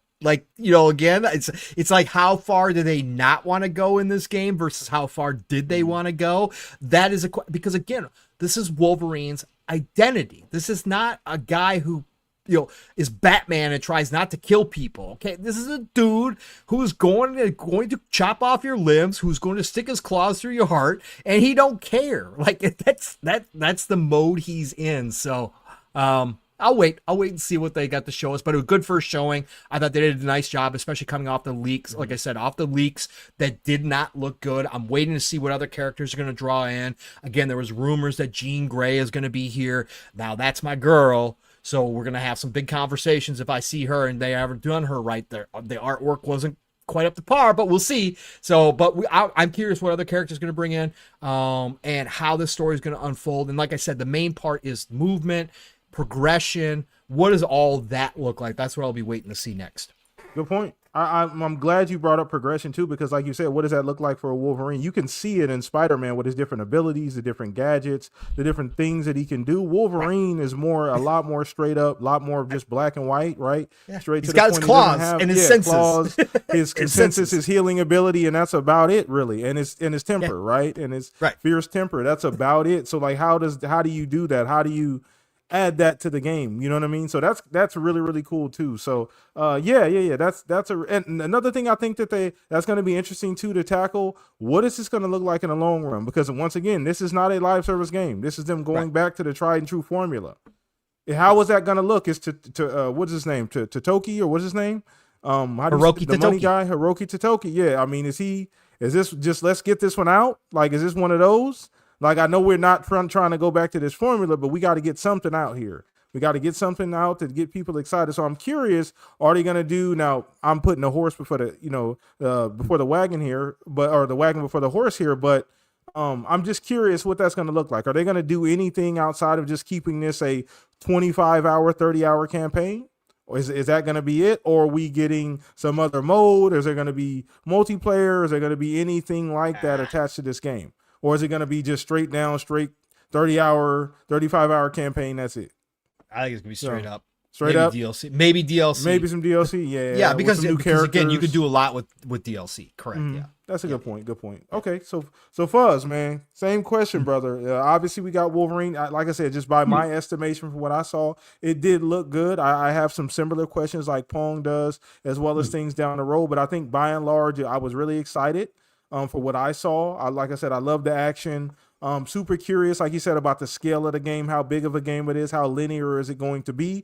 Because Spider-Man's far more open world, because it just basically how he moves around the world kind of lends itself to the game. You have to make it that way, otherwise he wouldn't be able to get around. It'd be silly to make a linear Spider-Man game. You know what I mean? When you have just his movement, Wolverine's not like that. He doesn't traverse the same way. So you can make a more narrow focus, more linear version of, you know what I mean? A more linear game with Wolverine. So just where you at overall with what you saw and maybe your expectations? Like what I saw, I'm curious why they're not going to do a day and date on PC. I know I'm partially joking here, only because considering it's playable currently on PC, maybe they'll get the update first. Who knows? But in all seriousness, like what I saw, the time frame of when this releases. I'm wondering if it's going to get the Horizon Zero Dawn effect, just because that would be dead center of when a delayed version of GTA 6 is going to come out. Now, I know there's some Marvel fans out there, and they'll buy both. No ifs, ands, or buts about it. But I don't know. I was hoping that this would be ready a little bit sooner, because I honestly don't think that May of 26 is realistic for Rockstar. Just I don't think they've ever released a game in that kind of window. But outside of that, all things considered, it's about time we got to see more of Wolverine. I like some of the thoughts you guys were saying as far as the traversal aspect. Considering it would more than likely it would have to be more linear, which makes sense. So I guess we'll just have to, take our bike with us kind of thing. But yeah, I don't know. I'm glad they did, like what Pong said, take some of the criticism or feedback as far as the movement and things like that. But I also noticed, why are these people in like robot suits or robots kind of thing? It felt weird to me. And I don't know. I'll wait to see other enemies getting chopped up, because I'm all for hack and slash and slicing things up.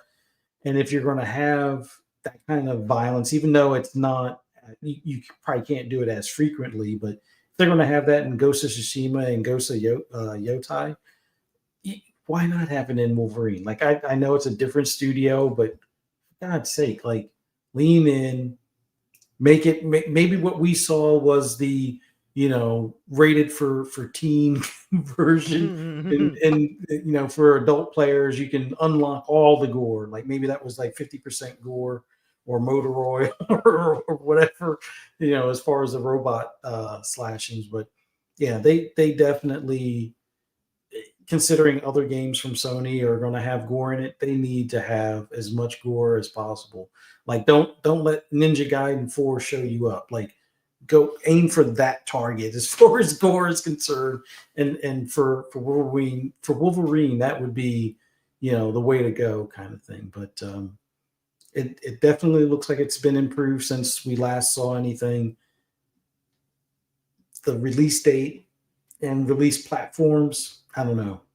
Would have been to me. It would make sense to try the day and date PC. I know that would have some of their most loyal fans up in arms, but they'll still buy it no matter what. So I'd rather personally have a game like that on my PC than my launch PS5. But it is what it is. It still looked good for it being. I think they said that all the gameplay they showed was on the standard PS5 and not the Pro. So not a bad look at all for that device. So looking forward to it.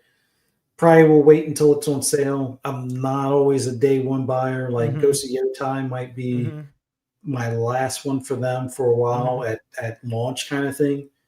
But if I'm being 100% honest, I was more excited about what I saw from Soros than I was for Wolverine. Interesting. That's okay.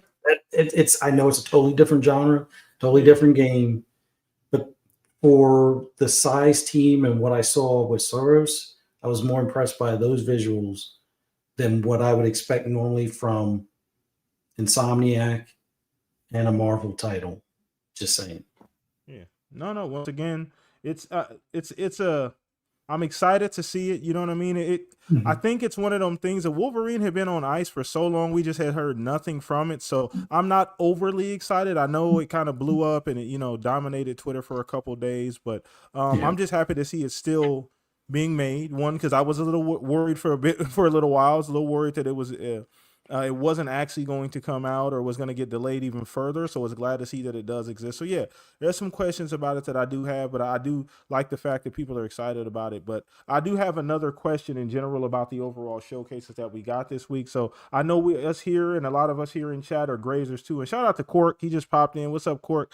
How you doing, bro? Glad to see you here. But what else this week did you guys see? Anything out of State of Play? I know, Pong, you didn't really get to see the shows a whole lot. But I have to go through the list. But you guys see anything else from TGS or from the State of Play that you guys enjoyed? I know you just mentioned Sorrows, Fuzz. Anything else that you might have saw or Pong that may have caught you guys this week? Yeah, I can go back. I did watch both of them. You did? Okay. Yeah, I did catch both of them. I didn't get to go back and rewatch again. Mav and I talked about them on Thursday, though. I'm trying to remember. I have to go back and look here real quick. Hold on. Yeah, I'd have to look too. I have it. My mind has been on there. Trying to remember. And chat, let us know too. Did you guys see anything from State of Play that you guys enjoyed as well as the Tokyo Game Show? Saros was really good. Yeah, looking. It looked right? good. It looked good, and so I was happy. With that reveal. Again, I'd love to see it or hear that it's coming to PC day one, obviously, but that's not the case. But TGS was, Xbox's TGS again. Mav and I talked about this Thursday. I don't compare them when I grade them, but I gotta say that this one was the least impressive out of the past. No, for sure. Yeah, it was. You know what I'm saying? Easily. So there just wasn't anything. Again, Horizon 6 confirmation Japan was big, right? That was big, but it just, again, outside of that, I loved a bunch of stuff in here, right? Project Evil Bane, that kind of stuff, to get to see that first. Romancing Saga 2 coming to Xbox finally. That's massive if you're a classic JRPG fan, and there was people calling this game of the year. This is a remake, so stuff like that, but it's not. Sudden Strike 5 for me, speaking of RTSs, right? Sudden Strike 5, that was a surprise. I was like, holy cow, we're getting Sudden Strike 5? Sweet. And it was an Xbox show? Great. But outside of that, Gungrave being redone, again, Mav and I talked about that. I like Gungrave, but that's not going to hit for most people. So Ninja Gaiden 4 just looks fantastic. right? Can we just say that? The fact that Ninja Gaiden 4 continuously shows up here, and this one, again, shout out, Mav and I talked about this Thursday, but shout out to them for showing the difference. Again, I joke, but this is true. Like, they showed the Pong version and they showed the Steel version, right? And how different those two experiences are. And I thought that was great. Mav and I gave them all the props in the world for doing this, because a lot of times you'll just see one or the other, or you'll just see gameplay. They never really explain like what difficulty that is. Is it normal? Are they playing hard?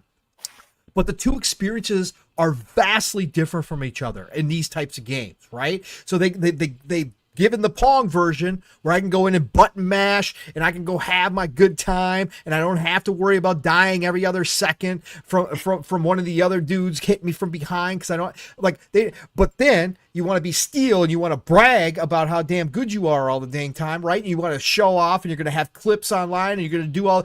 Well, then they show that difficulty level, and it's the ninja. Again, Ninja Gaiden has always been hard as hell, right? On the higher, that they've always had those difficulty levels for the people who like to do that. I used to play on those levels, right? Correct. They're the original Souls. If you go back to the NES, right? Because there was no save points. Anyways, I used to play that way, right? Ninja Gaiden Black, I played on hardcore, hardest right? difficulty. So, right. I don't want to do that anymore in my life. But anyways, they showed they showed how the enemies. You said that like it was a very important life choice for you. It is. Oh, yeah. I'm just not doing that to myself. That's why I don't play Souls games. I don't want to do that anymore in my life. No. I'm 50 now. I don't have to do that shit anymore. I got nothing left to prove. I don't care anymore. Anyways, go ahead. I'll leave that up to the young kids. Steel wants to do this, but I thought it was awesome to see the difference in the AI, how the AI react. They're not waiting around. They are, coordinating their attacks. They're changing up their patterns in obviously mid fight, mid battle. Like, you could definitely tell a difference. But again, the game just looks phenomenal. Talk about what's going to be probably a massive hit this year. Ninja Gaiden 4 is going to be a massive hit this year. Like, I'm expecting that when this comes out, that the reviews are going to be higher than what people think for one of these games. I'm thinking early right now, this is going to be a 90 plus. This is going to be a 90 plus game. Oh yeah. I think this, because of how they're setting it up, and from what I've seen from the journalists out there, every time anybody sees this game or gets hands-on with it, it's better than they expected, or it's getting better the more they see it. It is an absolute return from one of the kings of this action hack and slash genre, and I think that people are going to stand up and notice, because like you always make a post, PTK, right? You've been posting about this, right? You always post about that. It is true. We have gotten 90% Souls games now, and a 10% smattering of the action hack and slash games that we used to get. These guys, something like Ninja Gaiden come back like this, I think that people are going to stand up and notice. I think journalists are going to remember why hack and slash was such a massive genre back in the day and still is beloved by millions and millions and millions of people. And I think that this is going to get the scores from everything I'm seeing, unless there's something that we don't see, performance or bugs or some weird shit that we just aren't.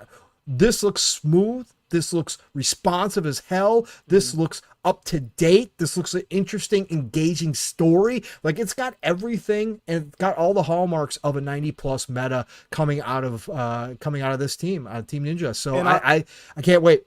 The funny thing about Ninja Gaiden 4, and I'm so glad you brought the game, because I did make this post yesterday. I go out of my way. There are certain games that I kind of attach myself to. This one has a special place in my heart, because that Ninja Gaiden Black 1 and 2 were the last two games that I beat multiple times on purpose. I usually don't go back and play games like that once I complete them, especially when they're single player games. I beat it, I leave it alone. I beat those games about 20 times each on every single difficulty you could play on those games. That's how much I thoroughly enjoyed the game. So I'm so glad Ninja Gaiden 4 is getting this just too, because I'm not gonna lie, and it might possibly be because we've had such a good year. I feel like people are kind of glossing over it. You know what I mean? A little bit. Yeah, I feel like people aren't really talking about it a whole lot. I think it's just a product of this day and age we're in. We're really in the golden age of gaming, Pong. We have so many good games coming out. It's hard to just focus on one. You know, sometimes things get left in the dark. Sometimes things don't get as much appreciation as they should initially. I feel like that's kind of where Ninja Gaiden's at a little bit, right? We've seen it multiple times now, and every time we see it, it looks better and better. They've done a great job coming out, explaining the game, making sure we know what type of game it is, showing it, like you said, just going out of the way, doing the small things, right? Showing 2 different modes. Hey, this is a lower difficulty. This is the more difficulty. Look at the stark difference between the two, right? Like you said, the quality is going to be there. We know Team Ninja, what they do. You know what I mean? The quality is going to be there. We know the story's going to be there. You got 2 protagonists this time as well, too. That dynamic is going to be interesting. You know what I mean? We haven't had that in a while from a Ninja Gaiden game. You know, I enjoy Ryu, but it's nice to have another person there to see what kind of his story is and how they connect. So it's really hitting on all the right notes. Now, 90, you said 90 plus. You really feel really good about that. 90 all you got to do is go back and look at Devil May Cry's, Bayonetta's, when these games got high 80s into the 90s, right? The original Devil May Cry, if you want to go all the way back out of 94, right? So when the action hack and slash genre hits on all the points, the reviewers are generally extremely, like I said, they forget how good these games can be, and especially now is what I'm saying with all the Souls games. And there's a ton of reviewers who love the Souls genre now. There's a ton of people, again, shout out to From for creating a whole new genre, right? And really solidifying it. Now you got double A's, you know, producing really, really good Souls games. People love them, and that's great.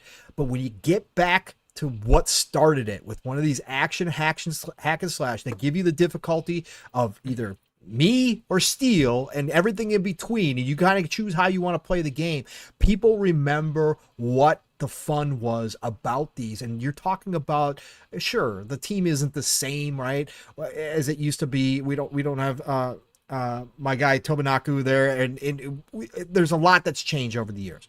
But what they're showing me right here is a throwback to what it meant to have an action slash game, but up to date now. This doesn't look like, you know, we've seen some other games try to, you know, kind of do the AAA space, but they haven't always lived up in some way. This visually, every which way possible that you want to, every which way you want to look at it, however you want to slice it. Right now, this is what it appears to be, and it appears to me that this is going to be a 90+ game because people are going to go, "Holy shit, that's right, that's right." That's why we play these games, right? No, and I think that's what's coming.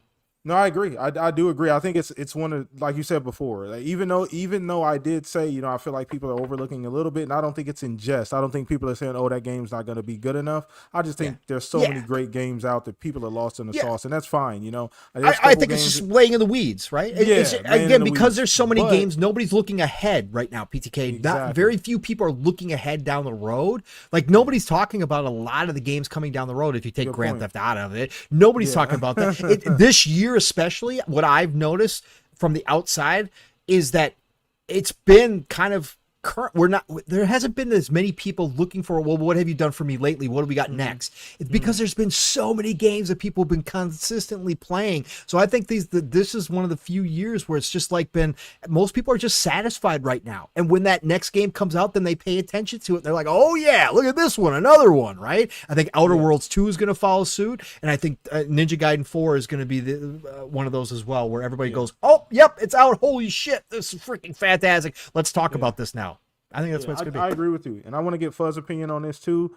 Just regarding Ninja Gaiden 4, since we're kind of on that topic too, Fuzz. And, you know, we talked about hack and slash genre and how Souls-like genre has kind of been the dominant genre. And, you know, it's every company is attempted to make a Souls-like since Elden Ring. Just about everybody took a swing at a Souls-like game at this point. That's how big Elden Ring was and how transformative it was for an otherwise niche genre. Now, hack and slash, I don't know if I would say it's niche. Maybe it's become more niche over time, but just because of the lack of those types of games. But I do think it's due for a renaissance, and I do think Ninja Gaiden 4 is that game. And like Pong mentioned, to really remind people that, oh, there's another genre. You can still get the difficulty of a Souls-like, without all of some of the extra stuff, right? You can get that full spectrum. You can go from, like you said, a Pong, a much more linear, just kind of easier, quote unquote, experience. Button mash. Button mash. Yeah, button mash. Let me clean it up. Let me get my logistics right here. Button mash type game to a more Elden Ring like, Souls like game where you gotta parry and dodge, and I gotta figure out his timing. I gotta know my timing, and when he blocks, what do I do next? That kind of game. And it really covers the spectrum. So what do you think about Ninja Gaiden 4, Fuzz? I think it's going to do well. Having it in Game Pass definitely is going to help expose a lot more people to this genre. I do think Pong's on to something when it comes to how we are kind of like I wouldn't even say hurry up and wait. It's like, hey, this game just dropped. All right, I'm gonna play this.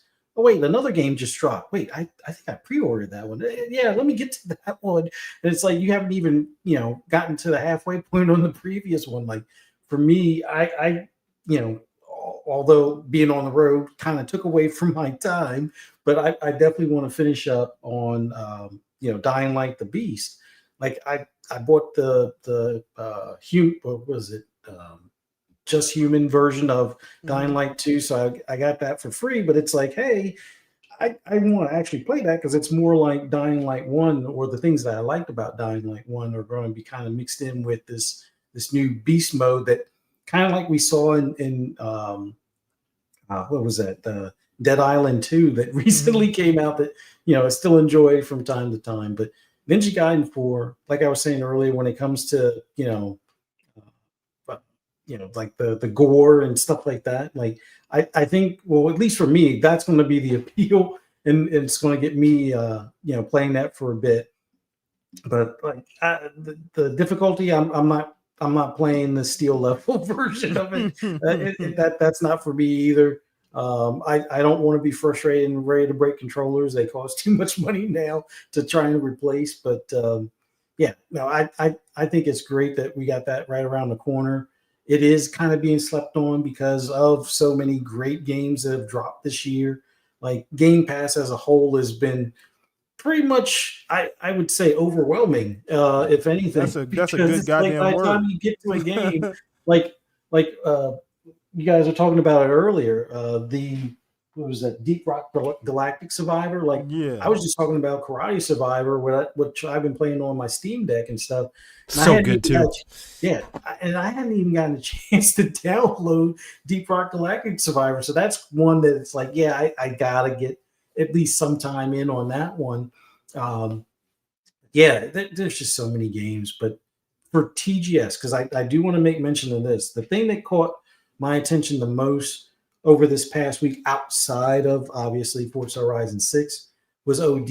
Finally getting to see some more of the craziness that's in Kojima's head, where you light baby doll head candles and magic worms appear, and it looks like the candles bleeding. Was that gameplay? Was that in engine? Yes. When you were lighting the candles, absolutely. I was looking at that like that. That's absolutely an engine. Especially I know I don't know if that's the Decima engine. I don't know if it's just Unreal. No, it's Unreal 5. Unreal 5. Unreal 5 with MetaHuman. So everything has that extra oomph as far as the character realism. But yeah, he's going to be pushing that Unreal Engine 5 as hard as probably as Ninja Theory did with Hellblade 2. Like, that's some craziness that I don't know if I need in my life, but I'm definitely going to give it a try because horror is my genre as well. So I'm going to be pretty interested to see what more he has up his sleeve for this. But that's the main thing that caught my eye. Outside of Forza Horizon, Soros was another one, but Ninja Gaiden 4, that's going to be one that I'm going to have to download, make time to at least try and see how far I can make it before I start getting frustrated or have to, scale back the difficulty or something like that. But I think this will be, I don't know if it's going to be like the Elden Ring moment where it causes a lot of other studios to look at that and start, hey, we need to do this hack and slash thing too. But I do think it will help, make a resurgence for those types of games because we haven't had a Devil May Cry in a while. And I know Pragmata, I know some people didn't like what they saw. I still got see if I can catch that from, because I must have missed it in the state of play. So I got to rewatch the state of play to see Pragmatic, because there were some parts in the middle that I kind of dozed off that were not as Pragmata is going to be dope, man. I don't care what anybody says. I like the concept, like Yep. just the space aspect, and you got this girl that I'm wondering if she's even, well, I'm assuming she's not real. She's either a hologram or a robot or something, kind of like She's AI. I think she's AI, and she's a hack. That's who hacks. You got to do the hack mini game while you're combating. And I saw some people freaking out about this, bro. That's right up my alley. It's like puzzles in the middle of battle. Let's go.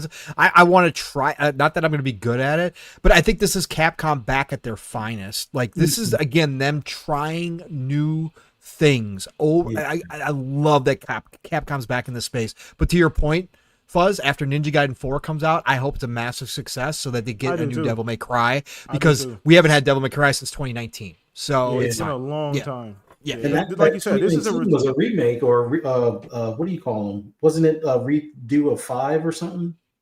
Yeah, well, I mean, 5 came out in 2019, but yeah. Oh, okay, yeah. So man, we do need more of this genre. We do need more beat 'em ups as well. Well, I'm still waiting on a couple of those.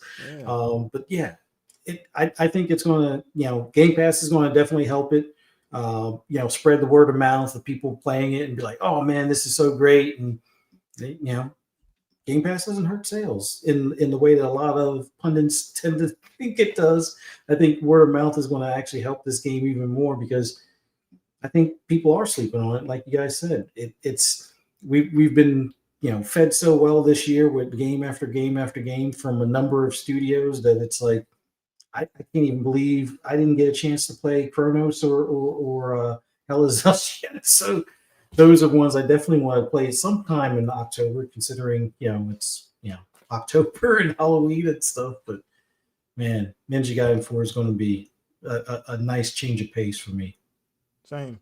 And I'm super happy that the genre is coming back. And like you said, I hope it kicks the doors down and everybody decide, hey, I want to make a hack and slash game too, because it's absolutely ripe for it, that genre. And hopefully this is just Ninja Gaiden kind of leads the way on that forefront. So I'm super excited about everything. And so I think we're going to go ahead and wrap up the show, guys, on that note. Man, this was a phenomenal show. This thing flew by. 2 hours flew by super fast before you know it, man. But shout out to everybody watching. Shout out to everybody who came out and enjoyed the show. Shout out to everybody who's going to watch on the replay as well, man. So I greatly appreciate you guys for hanging out with us. But let me let my guys go ahead and get their outros. First and foremost, we'll start with you, Fong. I appreciate you, brother, always coming through. Another great week. This show flew by. I don't recall a show going by this quickly in a very long time. I just believe we had so much to talk about this week, and the topics just were really good that it just kind of flew by on us, brother. But always glad to have you here every single week, man. But, let everybody know where they can find you, Pong. Yeah, no, it was great to be back. Like I said, sorry I was a little bit late, but just glad I could make it, because didn't want to miss out on the return of Hollywood. Again, absolutely. We never know. I mean, this could be his last show. He could just disappear next week. Talking about OD, he's probably going to be you probably one of the directors is going to be shooting with the Kojima. You just haven't told us. You're probably under NDA. That's probably what it is. Fuzzy's becoming the money man. I mean, this is like, again, he's just gonna be big time. The next thing we're gonna see him is grabbing an Oscar or something like that. That's where that's. We're gonna be like, hey, I remember him. I remember when we used to do shows with that guy. Humble beginnings, right? Yeah. You'll see Fuzz on a stage in June with Kojima and Jeff. Right. And he's gonna act like he doesn't know us at all. That's exactly what's gonna happen. No, man, I love it. I love being back here with you too. Thanks for the laughs, gentlemen, and thanks for the good times as always. And chat, you guys are absolutely incredible out there, joining us yet again on another great Sunday afternoon here on the Shop Podcast. So thank you all. Listen, you guys know how to find me, Pong Solo everywhere. I'm not active on socials like I was. I'm taking a step back for a variety of different reasons, but still follow me. I do check in, and I will follow you back. And then otherwise, 2 shows a week. So this one and Thursday nights for the Fun Speculation Family Tour, not PM into PM anymore. Hoedown Showdown on Thursday night. So be there for whatever we're going to call it. It's there. So 8 p.m. Eastern, 7 o'clock Central Time. That is right. Thursday nights, Fun Speculation Network, where me and Mav get together. We invite the entire family, whoever's available. Sometimes it's just me and him. Sometimes there's more.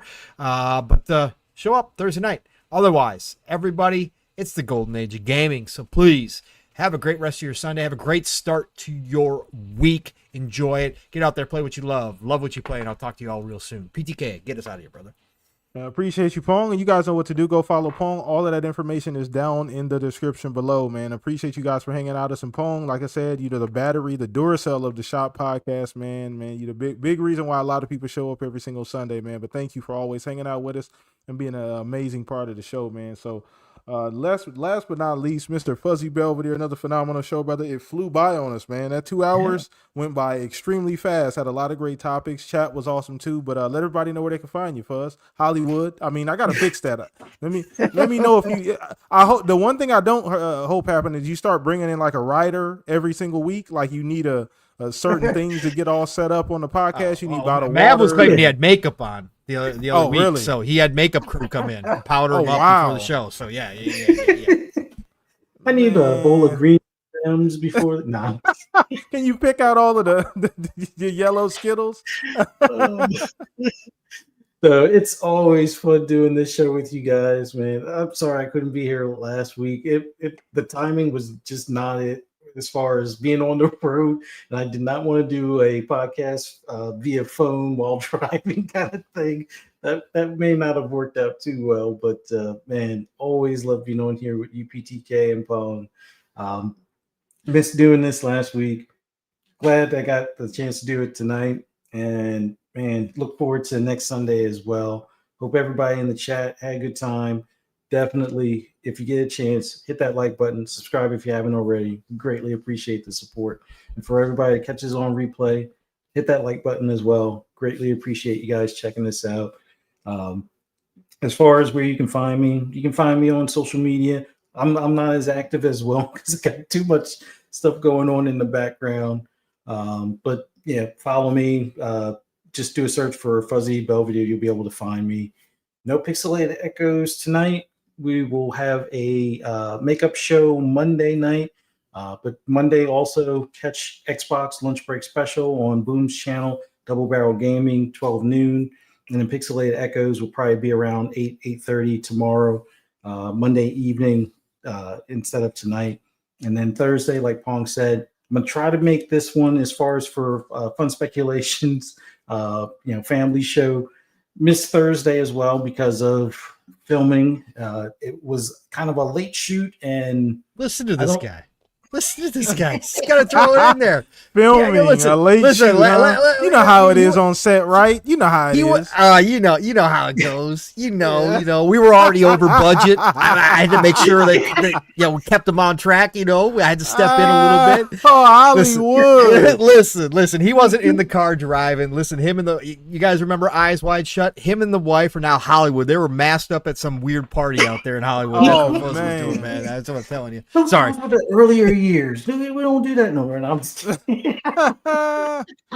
No, but in all seriousness, yeah, definitely catch us on Thursday. Awesome show as always to get the games of the week with tidbits and whatever news happens to land for gaming and stuff that week. Definitely catch us there. And then Breakfast with Boom 10 a.m. on Friday, and then Fright Night with Ferocious Fee Friday night at 6 p.m. Eastern Standard Time. That way we can talk about the Hollywood stuff or horror movies in general. But man, look forward to being here with you guys next Sunday. Definitely come, everybody in the chat, come back Sunday, same time, same place. Hope to see you there. Appreciate you, Fuzz. When you can make time in your busy schedule to hang out here every single week with us regular civilians here. At the it costs him a lot of money just to be here. Oh yeah, I'm gonna have to start a Patreon to cover Fuzzy's contract every week to cover the payment. His time is now big money. That's the absolutely, yeah, absolutely now. No, but shout out to you, Fuzz, and everything you got going on. You and wifey with the horror movies and the shoots and the photo and everything. Everything. And the ceremonies. Hold on now. We still on air right now, Paul. Got to be careful. I kept it nice. No, I'm just playing.